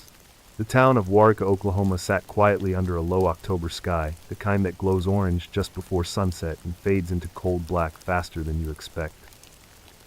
It was 1996, and the people who lived there called it a safe place. A town where everyone knew each other, where kids played outside until dark, and where a 16-year-old girl named Heather Rich could walk down Main Street and wave to half the people she passed. Heather was a cheerleader, a good student, the kind of girl who laughed easily and trusted the world. Her parents, Gail and Dwayne, were divorced but close enough to raise her together. She spent half her time with each of them, splitting her weeks between two houses that were both filled with love. On the night of October 2nd, she told her mother she was going to a friend's house. Gail reminded her to call when she got there. Heather smiled, said she would, and walked out the door. That was the last time her mother saw her alive. When she didn't come home the next morning, Gail's worry started small, a missed curfew, maybe a sleepover that ran late. But by the afternoon, that worry turned into panic. Her friends hadn't seen her. Her boyfriend didn't know where she was. Her phone went straight to voicemail. By evening, the sheriff's office had joined the search. For 2 days, nothing. Then on October 4th, a group of teenagers riding four-wheelers near Belknap Creek in nearby Texas made a discovery that froze them in their tracks. A body half submerged in shallow water, tangled in reeds. Her school ring gleamed faintly in the light. It was Heather. The coroner said she had been shot 3 times in the back of the head. Warwick changed overnight. The quiet streets filled with news vans, the local high school canceled classes, and parents who had once left doors unlocked began double-checking them. Rumors spread, fast talk of jealousy, revenge, boys' betrayal. Everyone seemed to know something, and most of it was wrong. Investigators started piecing together Heather's final hours. A few friends said she'd been hanging out with 3 local boys that night, boys she'd known for years. They were the kind of kids who wore Letterman jackets and listened to metal, the kind who thought trouble was something that only happened to other people. Their names were Josh Bagwell, Curtis Gambill, and Randy Wood. At first, all 3 denied seeing her. But their stories didn't match. Curtis said he'd been home. Josh said he'd been driving around alone. Randy said he didn't remember. Detectives pressed harder, and soon cracks began to show. One of them slipped, admitting they had picked Heather up that night, that they'd been drinking, that they'd driven out to a field to talk. The truth came out in fragments, each more disturbing than the last. Heather had been angry with Josh. He had cheated on her, and she wanted to confront him. The others had tagged along, maybe, to keep things calm, maybe just to watch. But what happened out there wasn't calm. Witnesses later said an argument broke out. Someone hit her. Someone threatened to shoot. Then as the night turned cold, someone did. The boys panicked. They loaded her into the back of the truck, drove across the border into Texas, and dumped her body in the creek. They thought the current would carry her away. It didn't. When the confessions finally came, they came in pieces. Curtis bragged about it to a friend who went to the police. Randy, guilt-ridden, told a different version, one where he tried to stop it. Josh stayed silent. All 3 were arrested within a week. The trials that followed tore the town apart. Families took sides, friends turned on each other, and the courtroom became a stage for grief and anger. Curtis and Josh were convicted of first-degree murder. Randy, who cooperated, received a lighter sentence. But the story didn't end there. Years later, Randy began speaking out from prison. He claimed that his confession had been coerced, that the other boys had pulled the trigger while he watched, too scared to move. Investigators reviewed the files, and while the evidence still pointed to all three, doubt lingered. For Heather's parents, the details didn't matter anymore. What mattered was that she was gone, that her life had been reduced to paperwork and timelines. Her mother once said, "The hardest part isn't knowing how she died. It's knowing how much she trusted them." At the edge of Belknap Creek, there's still a patch of land where the water runs shallow and quiet. Locals say that if you stand there long enough, you can hear something faint, maybe wind through the trees, maybe the echo of laughter from a girl who should have grown up, gone to college, had a life. Heather's story became one more warning, whispered from parent to child, one more reminder that monsters don't always come from the dark, they sometimes ride in the passenger seat. And as her killers settled into decades behind bars, another story began to stir hundreds of miles away.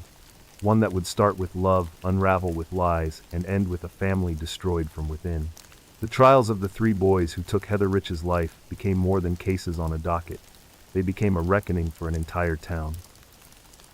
Waurika had always prided itself on knowing its own, on being the kind of place where you could leave your truck running outside a diner and trust it would still be there when you came out. But after Heather's murder, that trust vanished. Because the monsters weren't strangers, they were sons of the town. When the court opened that winter, every seat was filled. Mothers of the defendants sat clutching tissues, fathers sat rigid, their faces locked in disbelief. Across the aisle, Heather's family held hands.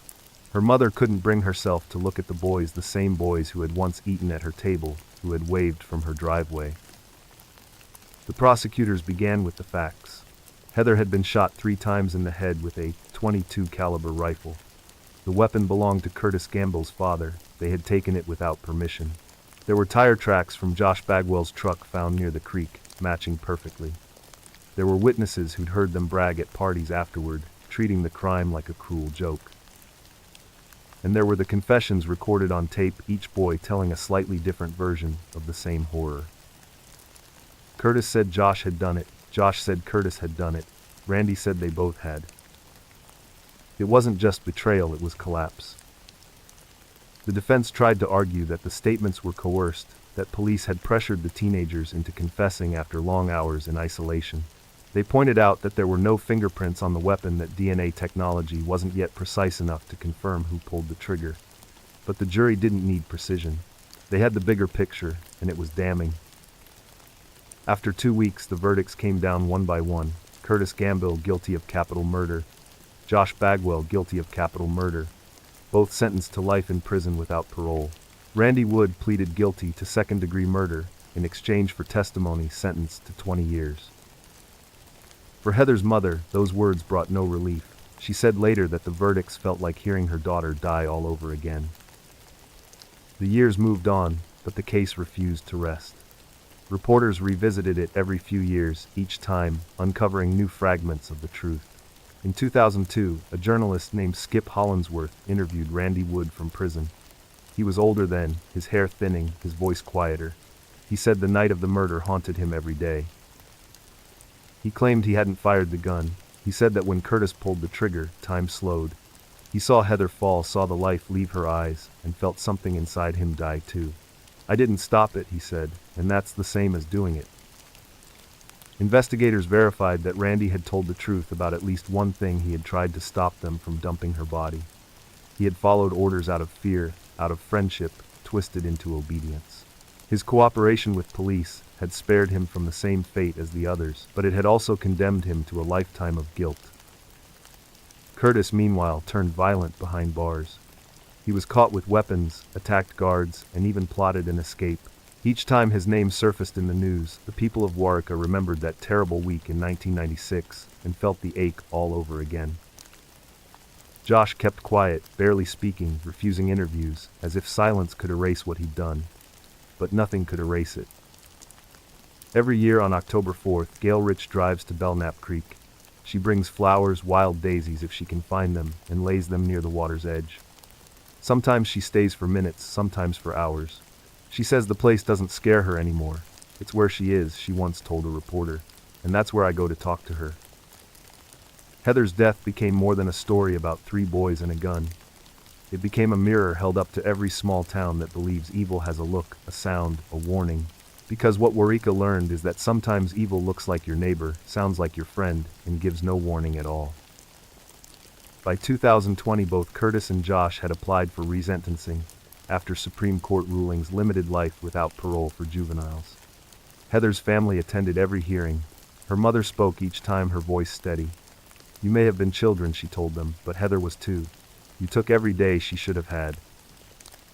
The judge upheld both life sentences. Outside, rain began to fall slow and steady, soaking into the Oklahoma dirt. The sound was soft, almost kind, as if the world was trying to soothe a wound that would never close. Heather's name still echoes in that town, carved into the hearts of those who remember. A story told in whispers, in classrooms, in quiet prayers.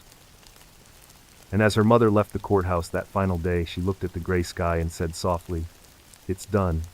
But even she knew it never really is. Because somewhere else, another family was about to face a storm of their own, one that would begin not with a murder, but with the kind of promise that always seems too good to be true.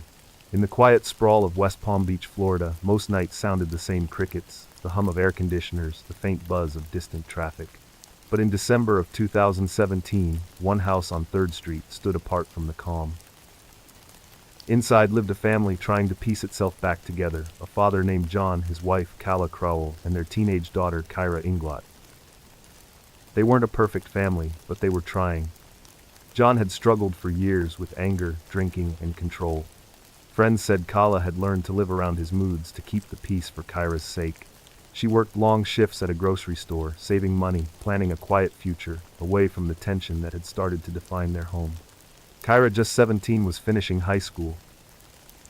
She was bright, loved music, and had that spark teenagers have when they still believe life can be fixed with a few brave choices. But sometimes choices come too late. In the weeks leading up to Christmas, neighbors noticed that the arguments in that house had grown louder. There were shouts at night, the sound of things breaking, then silence. Police had been called once before, but left after. Kala insisted everything was fine. She'd told a friend she was afraid of what would happen if she pushed too hard. "He's not a monster," she said once. "He's just lost." That was the lie she told herself to keep things steady. On the night of December 24th, the house was lit with soft, yellow lamps, the kind that make everything look warmer than it feels. Kyra had spent the day wrapping presents, writing a card for her mom that said, "One more year, we can make it." The words would never be read. Sometime after 10, a neighbor heard shouting, 2 voices, then 3 overlapping, sharp with fear. Then came the gunshots. When police arrived minutes later, the scene was quiet again. The front door was ajar, the smell of gunpowder heavy in the air. Inside they found Kala and Kyra in the living room, both shot multiple times. The gun lay on the floor beside John Crowell, who had turned it on himself. It was a murder-suicide, the kind investigators have seen too many times, but never get used to. The house looked almost peaceful, as if time had paused mid-scene, Christmas tree lights still twinkling, presents unopened beneath it. The news hit the community like a wave. People who had known Kala through work described her as kind, patient, someone who smiled even when she was exhausted. Friends of Kyra flooded social media with memories, photos from school dances, beach days, moments frozen in innocence. As detectives worked through the evidence, they pieced together the final hours. John had confronted Kala about leaving him. She had packed a small bag hidden under the bed. He found it. Words turned to shouting, shouting to violence. Kyra, hearing the chaos, tried to step in, tried to protect her mother. She called 911 but never finished the call. The phone was found on the floor near her hand. The medical examiner's report would later show that both Kala and Kyra were shot at close range, execution style. There was no chance to run, no chance to beg. In the days that followed, the family home became a place of pilgrimage. Strangers left flowers at the mailbox. Kyra's classmates painted a mural near the school football field, bright colors, angel wings, her name at the center. At the candlelight vigil, someone read a letter Kala had once written to her daughter. It said, "No matter how bad things get, always keep the good part of you safe." That letter became the heart of the story. Not the gun, not the blood, but the reminder of how fragile safety can be. For the detectives assigned to the case, it was another chapter in a pattern they had seen too often. Love twisted into control, control into rage, rage into tragedy. Domestic violence leaves no clean lines, no easy villains. It grows slowly, hides behind apologies and promises until one night it finally erupts. As the investigation closed, one officer told a reporter, "You can't always see it coming, but you can always feel it afterward." The house on 3rd Street stood empty for months. The curtains stayed drawn, the mailbox filled with dust. Eventually, someone new moved in, repainted the walls, planted new flowers. But locals say they still cross the street when walking past it at night. Some places just keep their shadows. And while Florida tried to move on from another heartbreak far across the ocean, another young woman was walking home from work, texting a friend that she was almost there. She never made it. By the time the call came in, the neighborhood was already wide awake. Sirens echoed through. The reports called it a domestic incident, but that phrase is too smay. The investigation. But protection wasn't what it became. As detectives dug into his life, people close. In the weeks that followed, the news coverage faded. The police file closed with a simple label, murder-suicide. But behind that label were 2 funerals. Kala's casket was draped in white lilies. Kyra's was smaller, covered in yellow roses, her favorite flower. The community came out in hundreds, packing the church, spilling into the parking lot. People who hadn't known them still came, standing quietly, their faces wet with tears for a story that felt far too familiar. At the vigil, the pastor spoke gently. "This isn't about what ended," he said. "It's about what should have continued."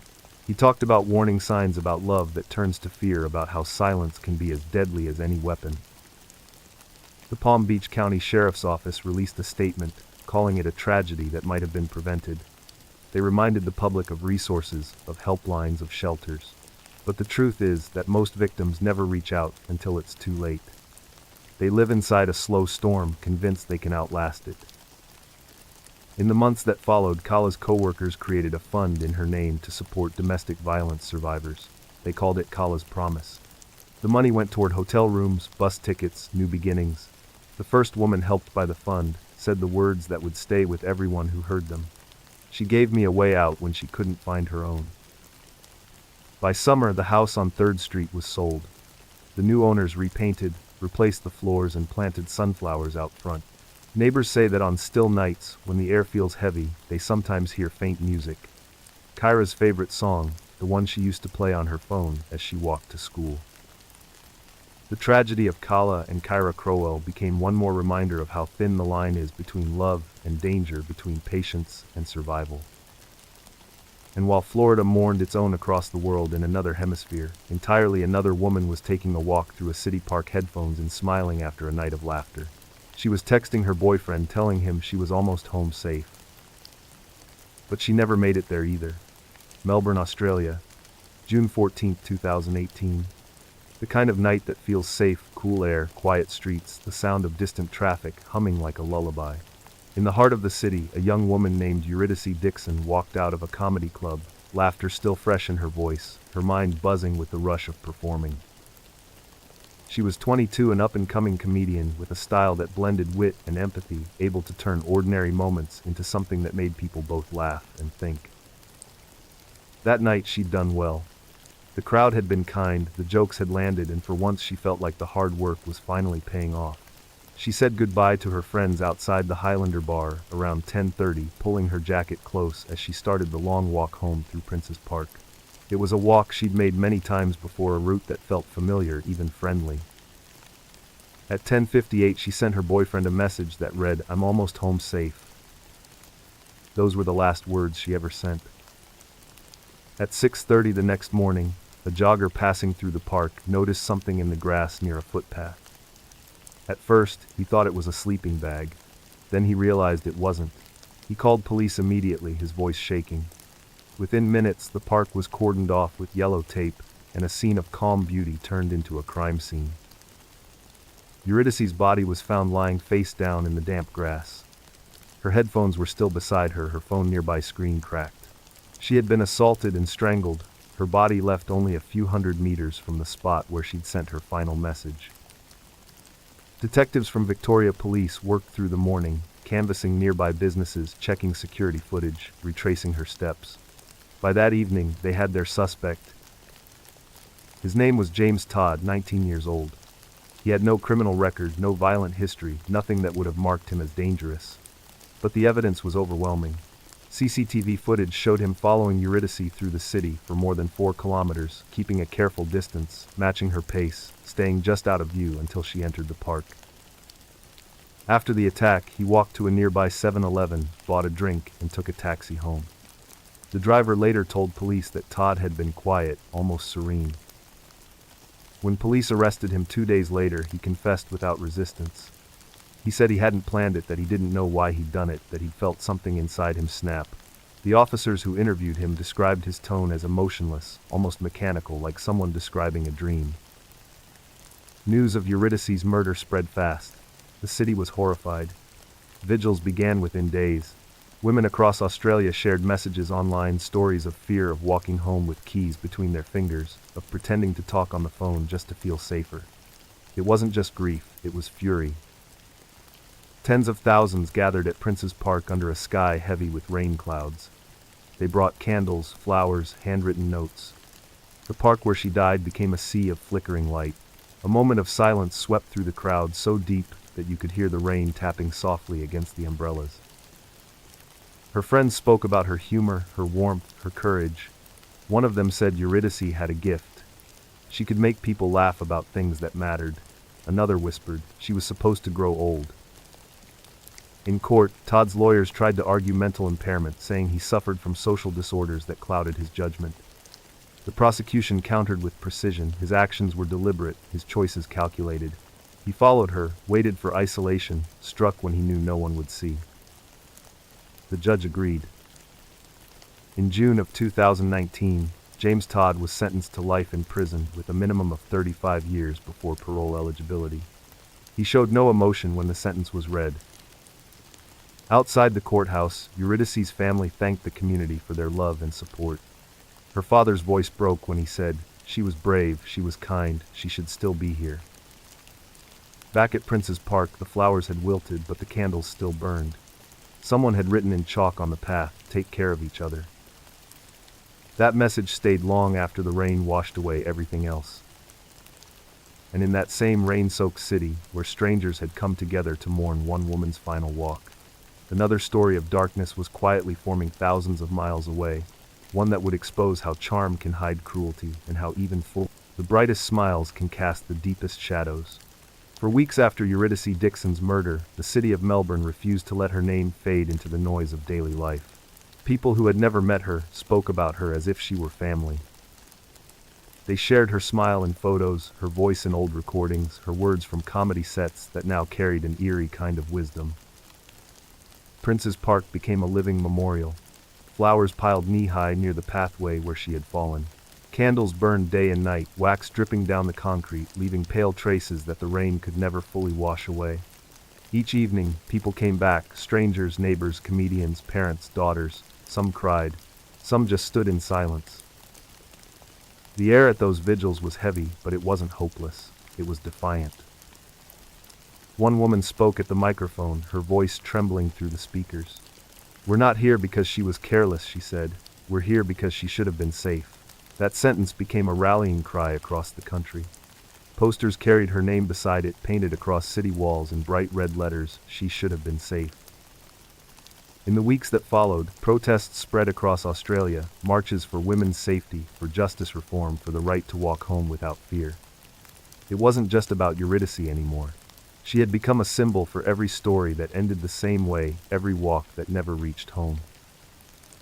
Inside the courtroom, James Todd's sentencing played out like a cold echo of that pain. Prosecutors detailed every step he had taken that night. The 4 kilometers. He followed her, the precision with which he stayed just far enough behind. They showed the footage frame by frame. The courtroom was silent, except for the soft hum of the projector. The judge's words were steady, but his voice cracked near the end.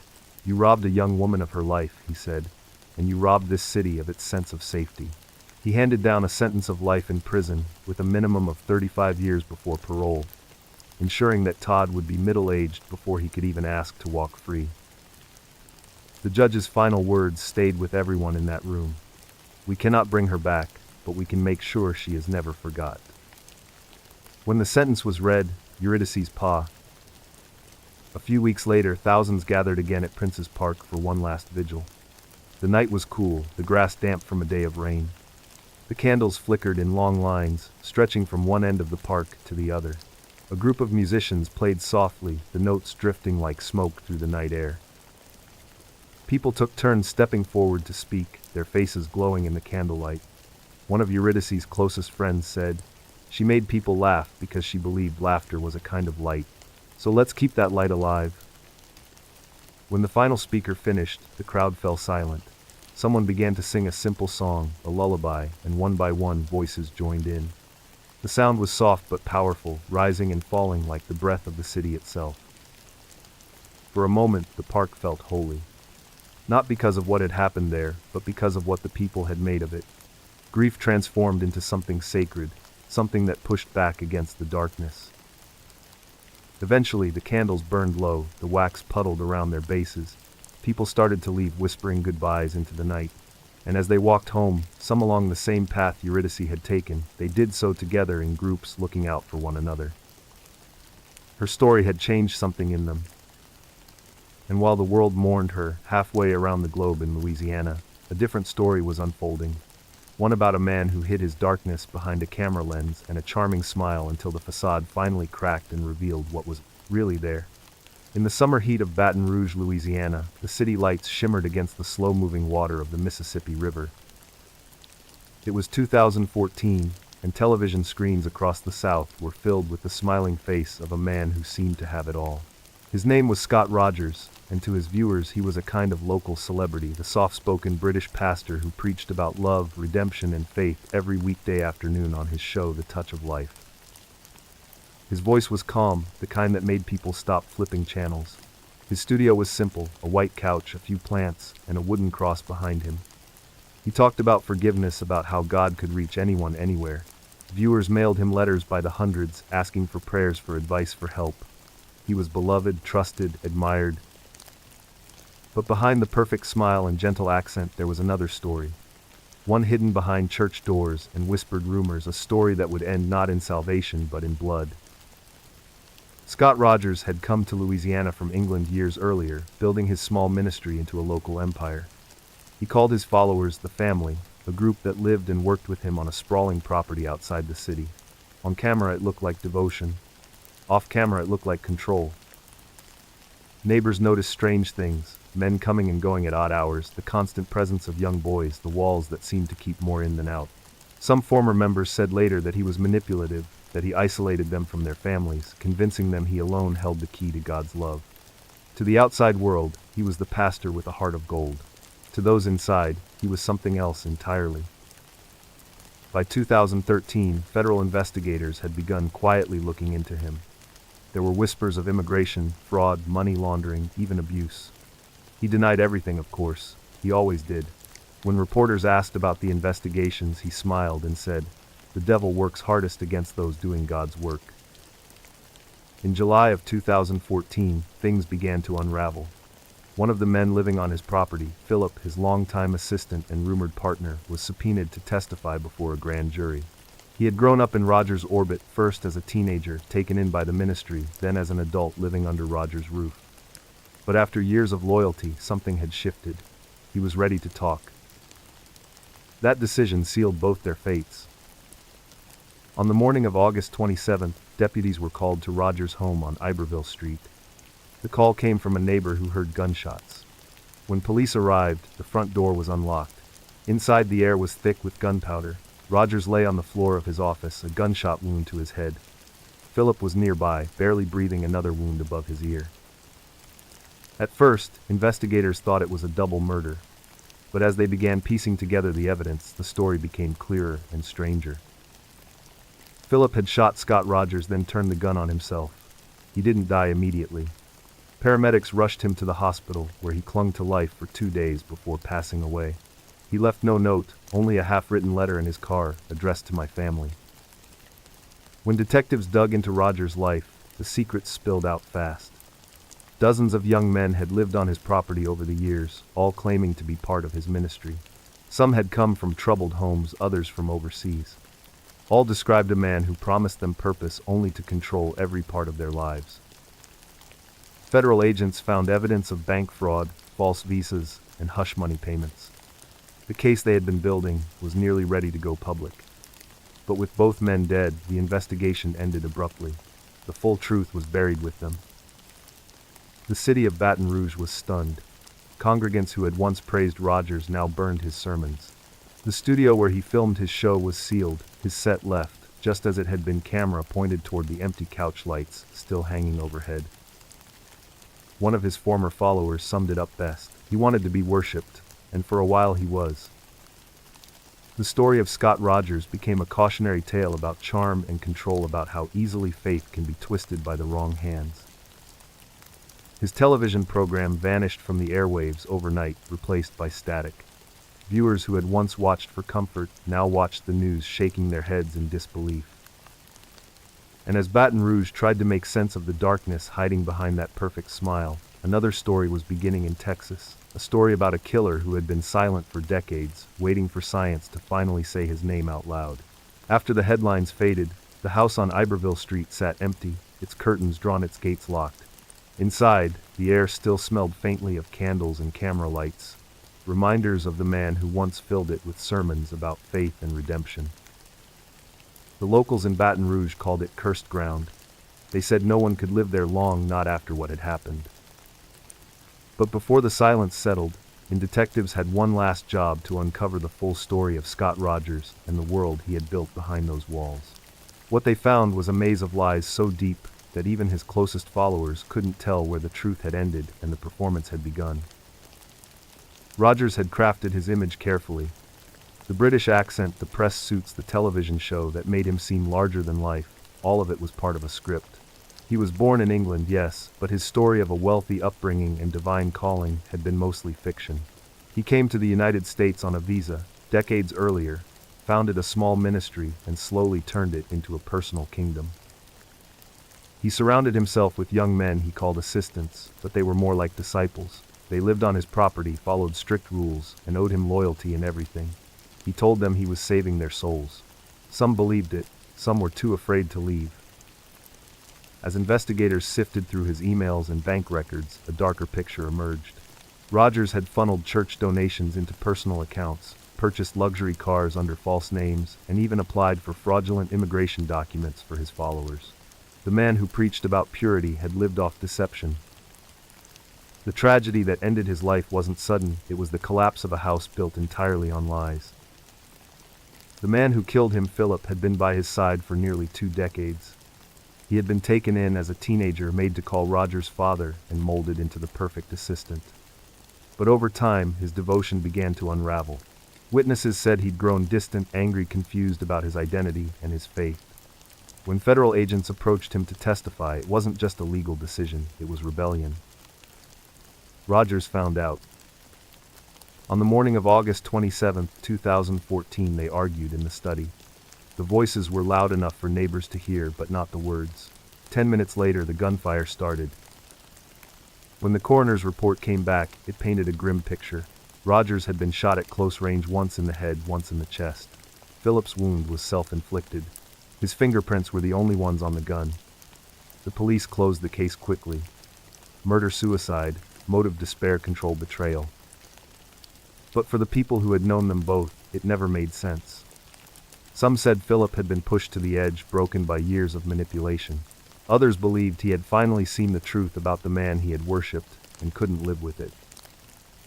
In the weeks that followed, federal investigators confirmed what locals had long suspected: Rogers' ministry was under investigation for immigration fraud and financial crimes. The walls had been closing in long before the gunshots. The television network that aired his show deleted every recording. His ministry's website went offline overnight. Within a month, it was as if the touch of life had never existed. But for the people he hurt, the scars remained. Former followers came forward telling stories of isolation, control, and fear. Some spoke in whispers, afraid of judgment. Others shouted, determined to make sure no one forgot what he had done. One of them said something that stayed with every reporter who heard it. He wanted everyone to believe he was the light, she said, but the whole time he was hiding in the dark. By winter, the house on Iberville Street was sold at auction. The new owners tore down the studio, repainted the walls, and replaced the floors. They said they couldn't stand how heavy the place felt, like it was still holding its breath. And while Louisiana tried to move on from its fallen pastor in Texas, another story was waking from a long sleep. A story buried since the 1980s, sealed in evidence bags, waiting for a single drop of DNA to speak the truth after nearly 40 years of silence. Because justice, like time, always finds a way back. Arlington, Texas, Valentine's Day 1985. The kind of night that was supposed to be filled with roses and love letters, not blood and fear. The city was quiet under a pale winter moon, and in a small apartment near South Collins Street, a young woman named Terry McAdams was getting ready to meet her fiancé. She was 20 years old, working her first job at a local bank, full of hope for what her life was about to become. She had plans that evening: dinner, a movie, the kind of simple celebration that makes ordinary love feel special. She put on her red dress, the one he said he liked most, and called a friend to say she'd be home late. When she didn't show up for work the next morning, that friend was the first to know something was wrong. Terry's co-workers called her apartment, but no one answered. Her fiancé went by her place around noon. The door was unlocked. Inside, the lights were still on the table, set for 2 candles melted down to nothing. The scene was quiet, too quiet. Then he saw her. Terry lay on the floor near her bed. She had been strangled and beaten. Her dress was torn, her jewelry missing. The medical examiner said the attack had been fast and violent. Detectives arrived within minutes. They dusted for fingerprints, took photographs, collected samples. But this was 1985, before modern DNA testing, before forensic genealogy, before the technology that could make sense of the tiny clues left behind. They did what they could, but as the days turned into weeks, the trail went cold. The case haunted Arlington detectives for years. Every February, they would pull the file from the shelf, review the notes, re-interview old witnesses. Nothing. There were no suspects, no usable prints, no clear motive. Terry's family begged for answers. Her mother kept her room exactly the way it had been. Her clothes still folded, her photos on the wall. The only piece of hope came from the evidence kit: fibers from the scene, a few hairs, and a single drop of blood found on Terry's bedsheet. It was preserved, sealed, and stored away in a temperature-controlled vault. For decades, science advanced, but the case stayed frozen. Then in 2019, the Arlington Police Department launched a cold case initiative. They pulled dozens of unsolved cases out of storage, searching for anything that could be re-examined with new methods. When they reached Terry's file, something inside the evidence envelope caught their eye: that single drop of blood. It was sent to a private lab, specializing in genetic genealogy, the same technology that had solved the Golden State Killer case a year earlier. Scientists extracted DNA from the sample and began building a profile, matching it to public genealogy databases, searching for relatives who could lead to a name. For months, nothing. Then finally a hit. The match led to a family in Arkansas. Investigators followed the family tree backward, one generation at a time, until a single name appeared at the root: Bernard Sharp. Sharp had lived just miles from Terry's apartment in 1985. He was 29 at the time, a construction worker with no known connection to her, but his record was violent: assault, burglary, threats. He died in 2016, never once questioned about the murder. When the DNA comparison came back, the probability of error was less than 1 in a billion. It was him. The killer, who had gone unnoticed for nearly 40 years, was finally named. Detectives held a press conference in 2024. The police chief spoke quietly, his voice carrying the weight of decades. "This case has haunted our department for almost 40 years, he said. "We can now say with absolute certainty that Bernard Sharp murdered Terry McAdams on February 14, 1985. Terry's younger sister stood beside him, holding a framed photo of her sibling, smiling, frozen forever at 20 years old. "She was beautiful," she said softly. "She loved life. Now, she can finally rest." The announcement made headlines across Texas, not because of its violence, but because of its patience. Justice had waited almost 4 decades, but it had not been denied. Detectives later said that what struck them most wasn't the science, it was the silence. Bernard Sharp had lived an ordinary life after that night. Married, worked jobs, raised children, all while a small piece of blood in an envelope waited for the world to catch up. And when it finally did, his name became a warning to every killer who thought time could save them. Because time might fade memories, but it never destroys truth. And just a few months after that announcement, another case would emerge, one that started with the same kind of patience and ended with a discovery that would shake a family to its core. By the time the announcement came, spring had already warmed the air in Arlington, Texas. The sky was bright, the trees alive again, but inside the police headquarters, everything felt frozen in time. Detectives stood in front of cameras, holding the file they had reopened months earlier, the one marked McAdams Terry, 1985. The folder was worn, its corners bent, its papers yellowed with age. The lead detective cleared his throat, then said the words that everyone in that room had been waiting almost 40 years to hear. We have identified the person responsible for the murder of 20-year-old Terry McAdams. The cameras clicked, the microphones leaned forward, and for a brief moment, silence filled the air. It wasn't just a name they were revealing, it was the end of an era of uncertainty. Bernard Sharp. When they said it out loud, it felt almost strange because for decades that name had meant nothing to anyone in the case. Sharp had never been questioned, never appeared in the old notes, never crossed paths with Terry on paper. He was a ghost hiding in plain sight. Detectives explained how the cold case unit had partnered with the FBI and a private genetic genealogy lab. They had used the same method that had changed crime solving forever, comparing DNA from crime scenes to public genealogy databases. That single drop of blood left behind in 1985 had survived 39 years sealed in a tiny envelope. When it was tested, the genetic profile matched a relative of Bernard Sharp, leading investigators down a family tree that finally stopped with him. He had been 29 at the time of the murder. He'd lived just 6 miles from Terry's apartment. Back then, he was a construction worker, drifting between jobs already known to police for assault and theft. He died in 2016, never facing justice. To the detectives who had spent years chasing ghosts, it felt like a victory with a hollow center. There would be no arrest, no trial, no confession. Only closure wrapped in the quiet certainty of science. At the press conference, the police chief spoke directly to Terry's family. "We can't give you back what was taken," he said, "but we can finally give you the truth." Terry's sister stood beside him, holding a photograph of her sibling, smiling at a picnic sunlight across her hair. "She was funny," she said softly. "She loved music and animals. It's been so long, but she's still part of everything we do." The reporters asked what evidence had survived all these years. The lead detective smiled faintly and said, "One drop of blood, that's all, just one." That single drop had carried a name through almost 4 decades of silence. It had waited through new presidents, new wars, new technology.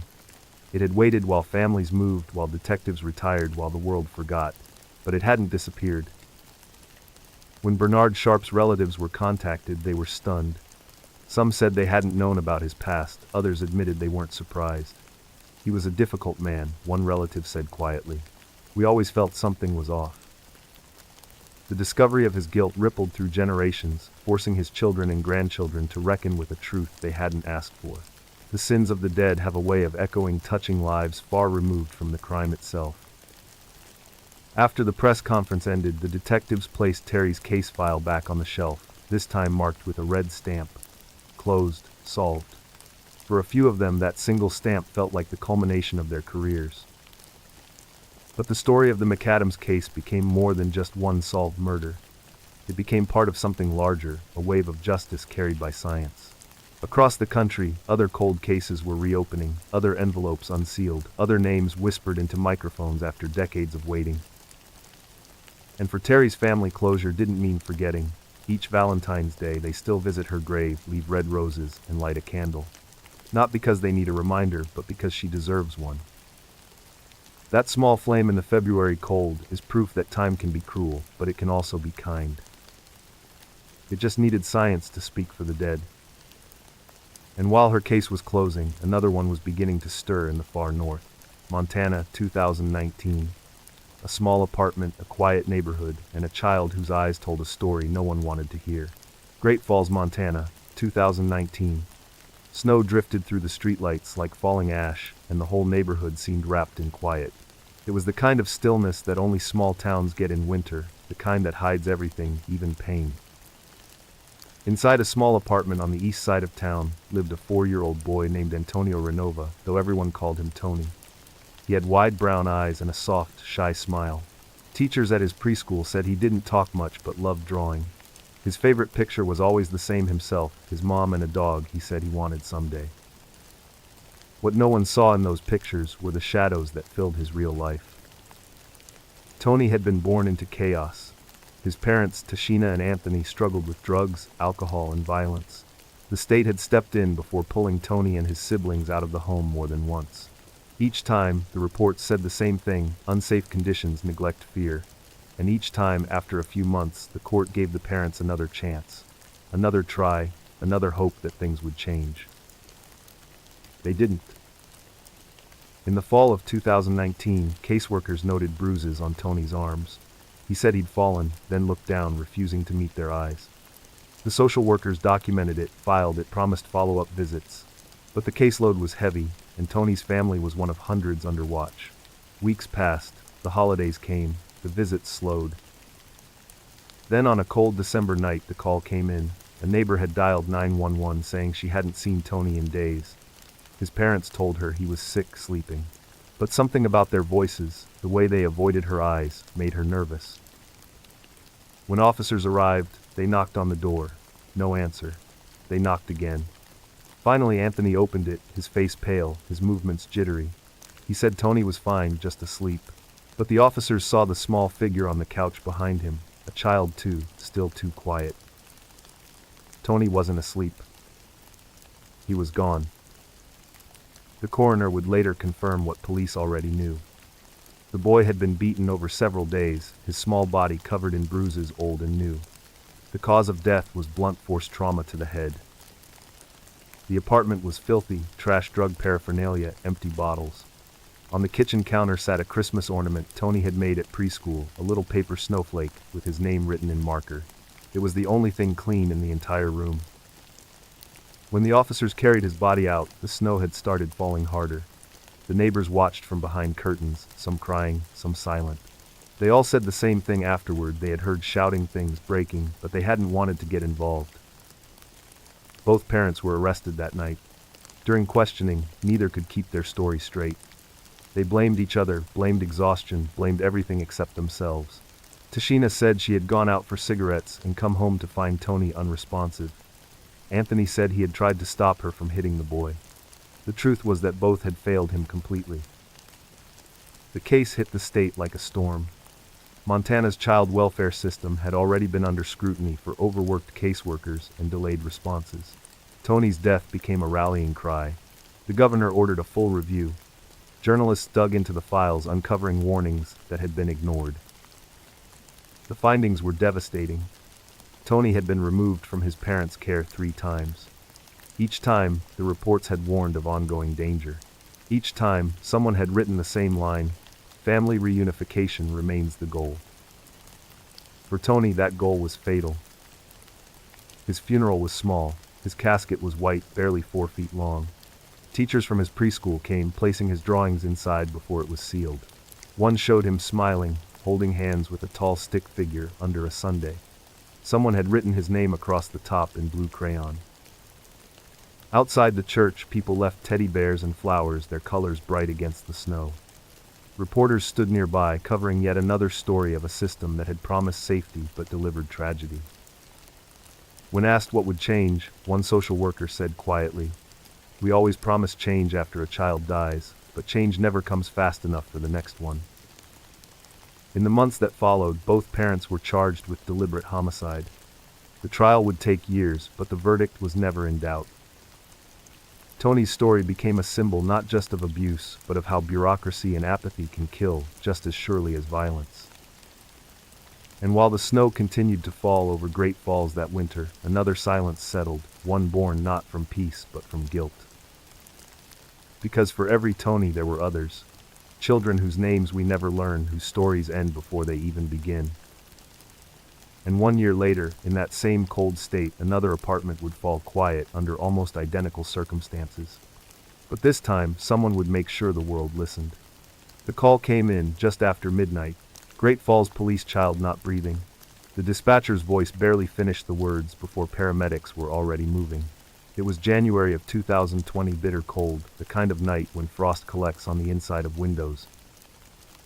The address was familiar, an apartment complex on the east side, not far from where little Tony Renova had lived just a year earlier.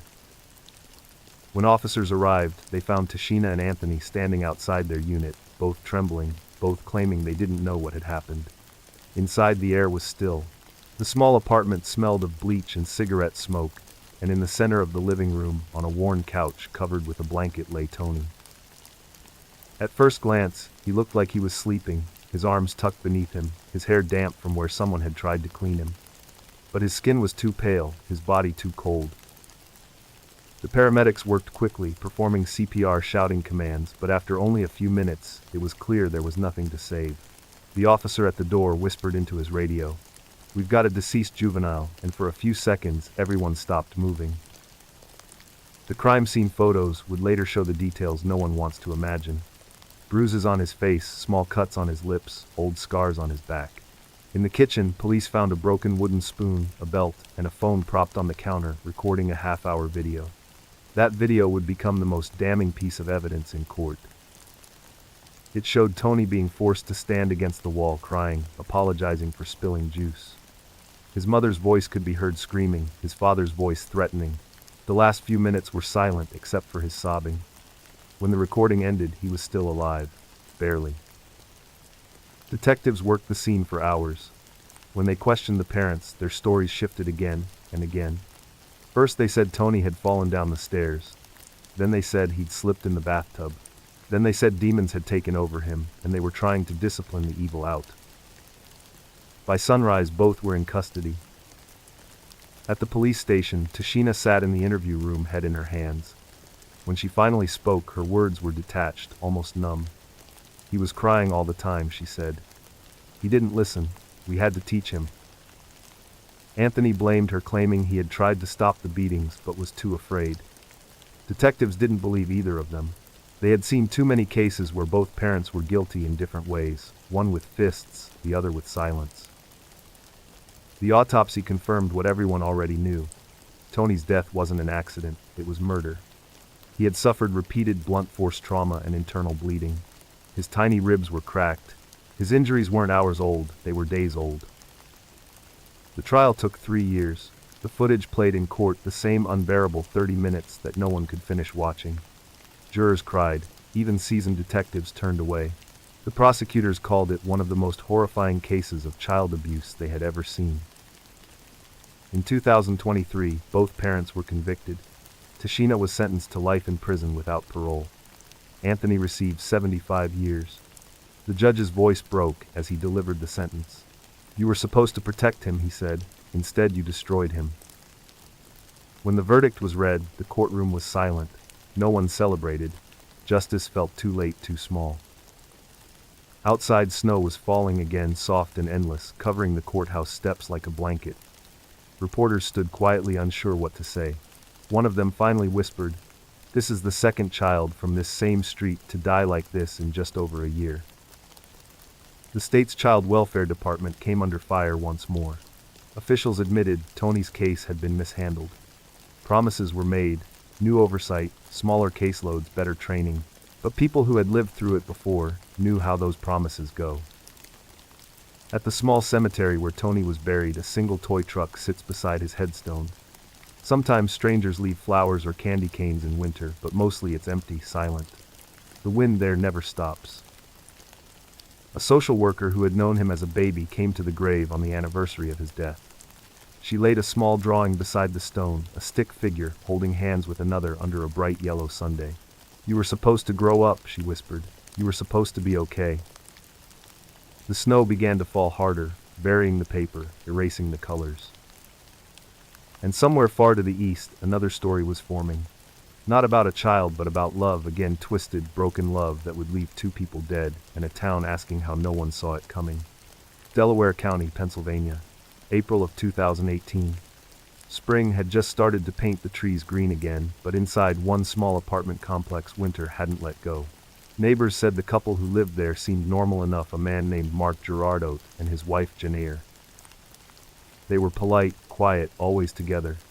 But behind the doors of that second-floor apartment, their marriage was unraveling thread by thread. Mark and Janair had been married for 24 years. They'd met in college, two creative souls who built a life together from nothing.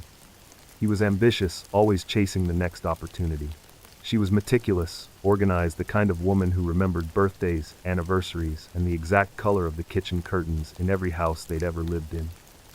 For a long time, they were inseparable. But over time, Mark began to change. When a marketing firm in Delaware offered him a new position, he took it eagerly, moving ahead with energy that felt almost like escape.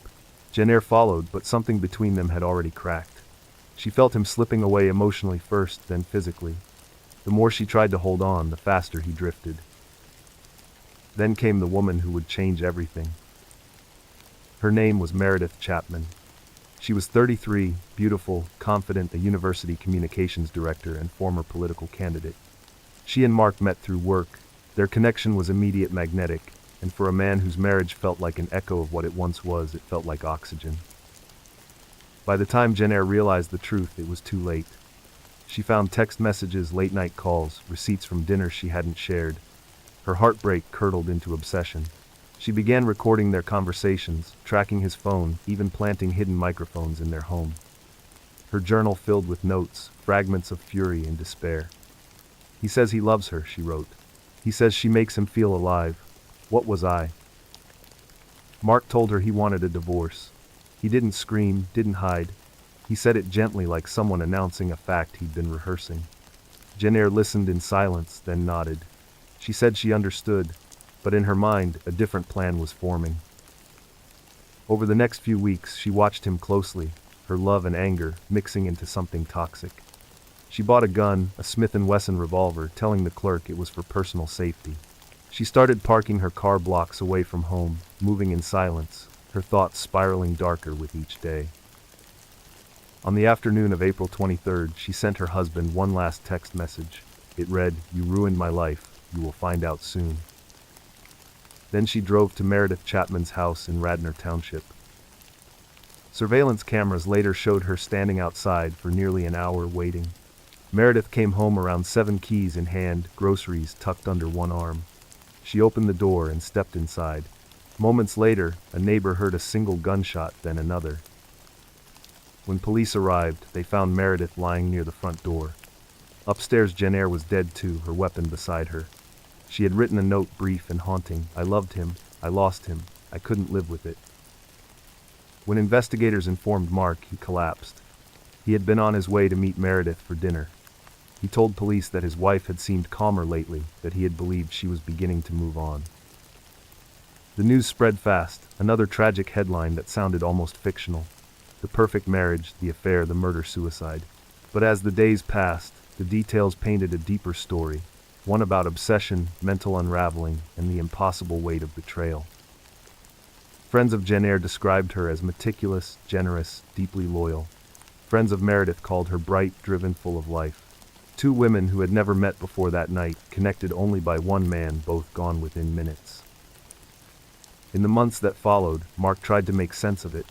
He left his job, moved states, and eventually wrote a book, Irreparable, detailing every moment, every mistake, every warning he had missed. He called it both confession and therapy, but even in those pages, there were no real answers.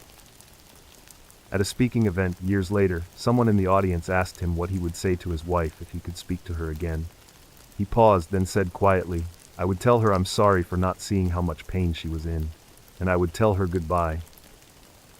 The house where Meredith died was eventually sold, repainted, and lived in again. But the neighbors still talk about that night, about the sound of 2 gunshots that broke the calm of an ordinary spring evening. Because some goodbyes don't echo, they explode.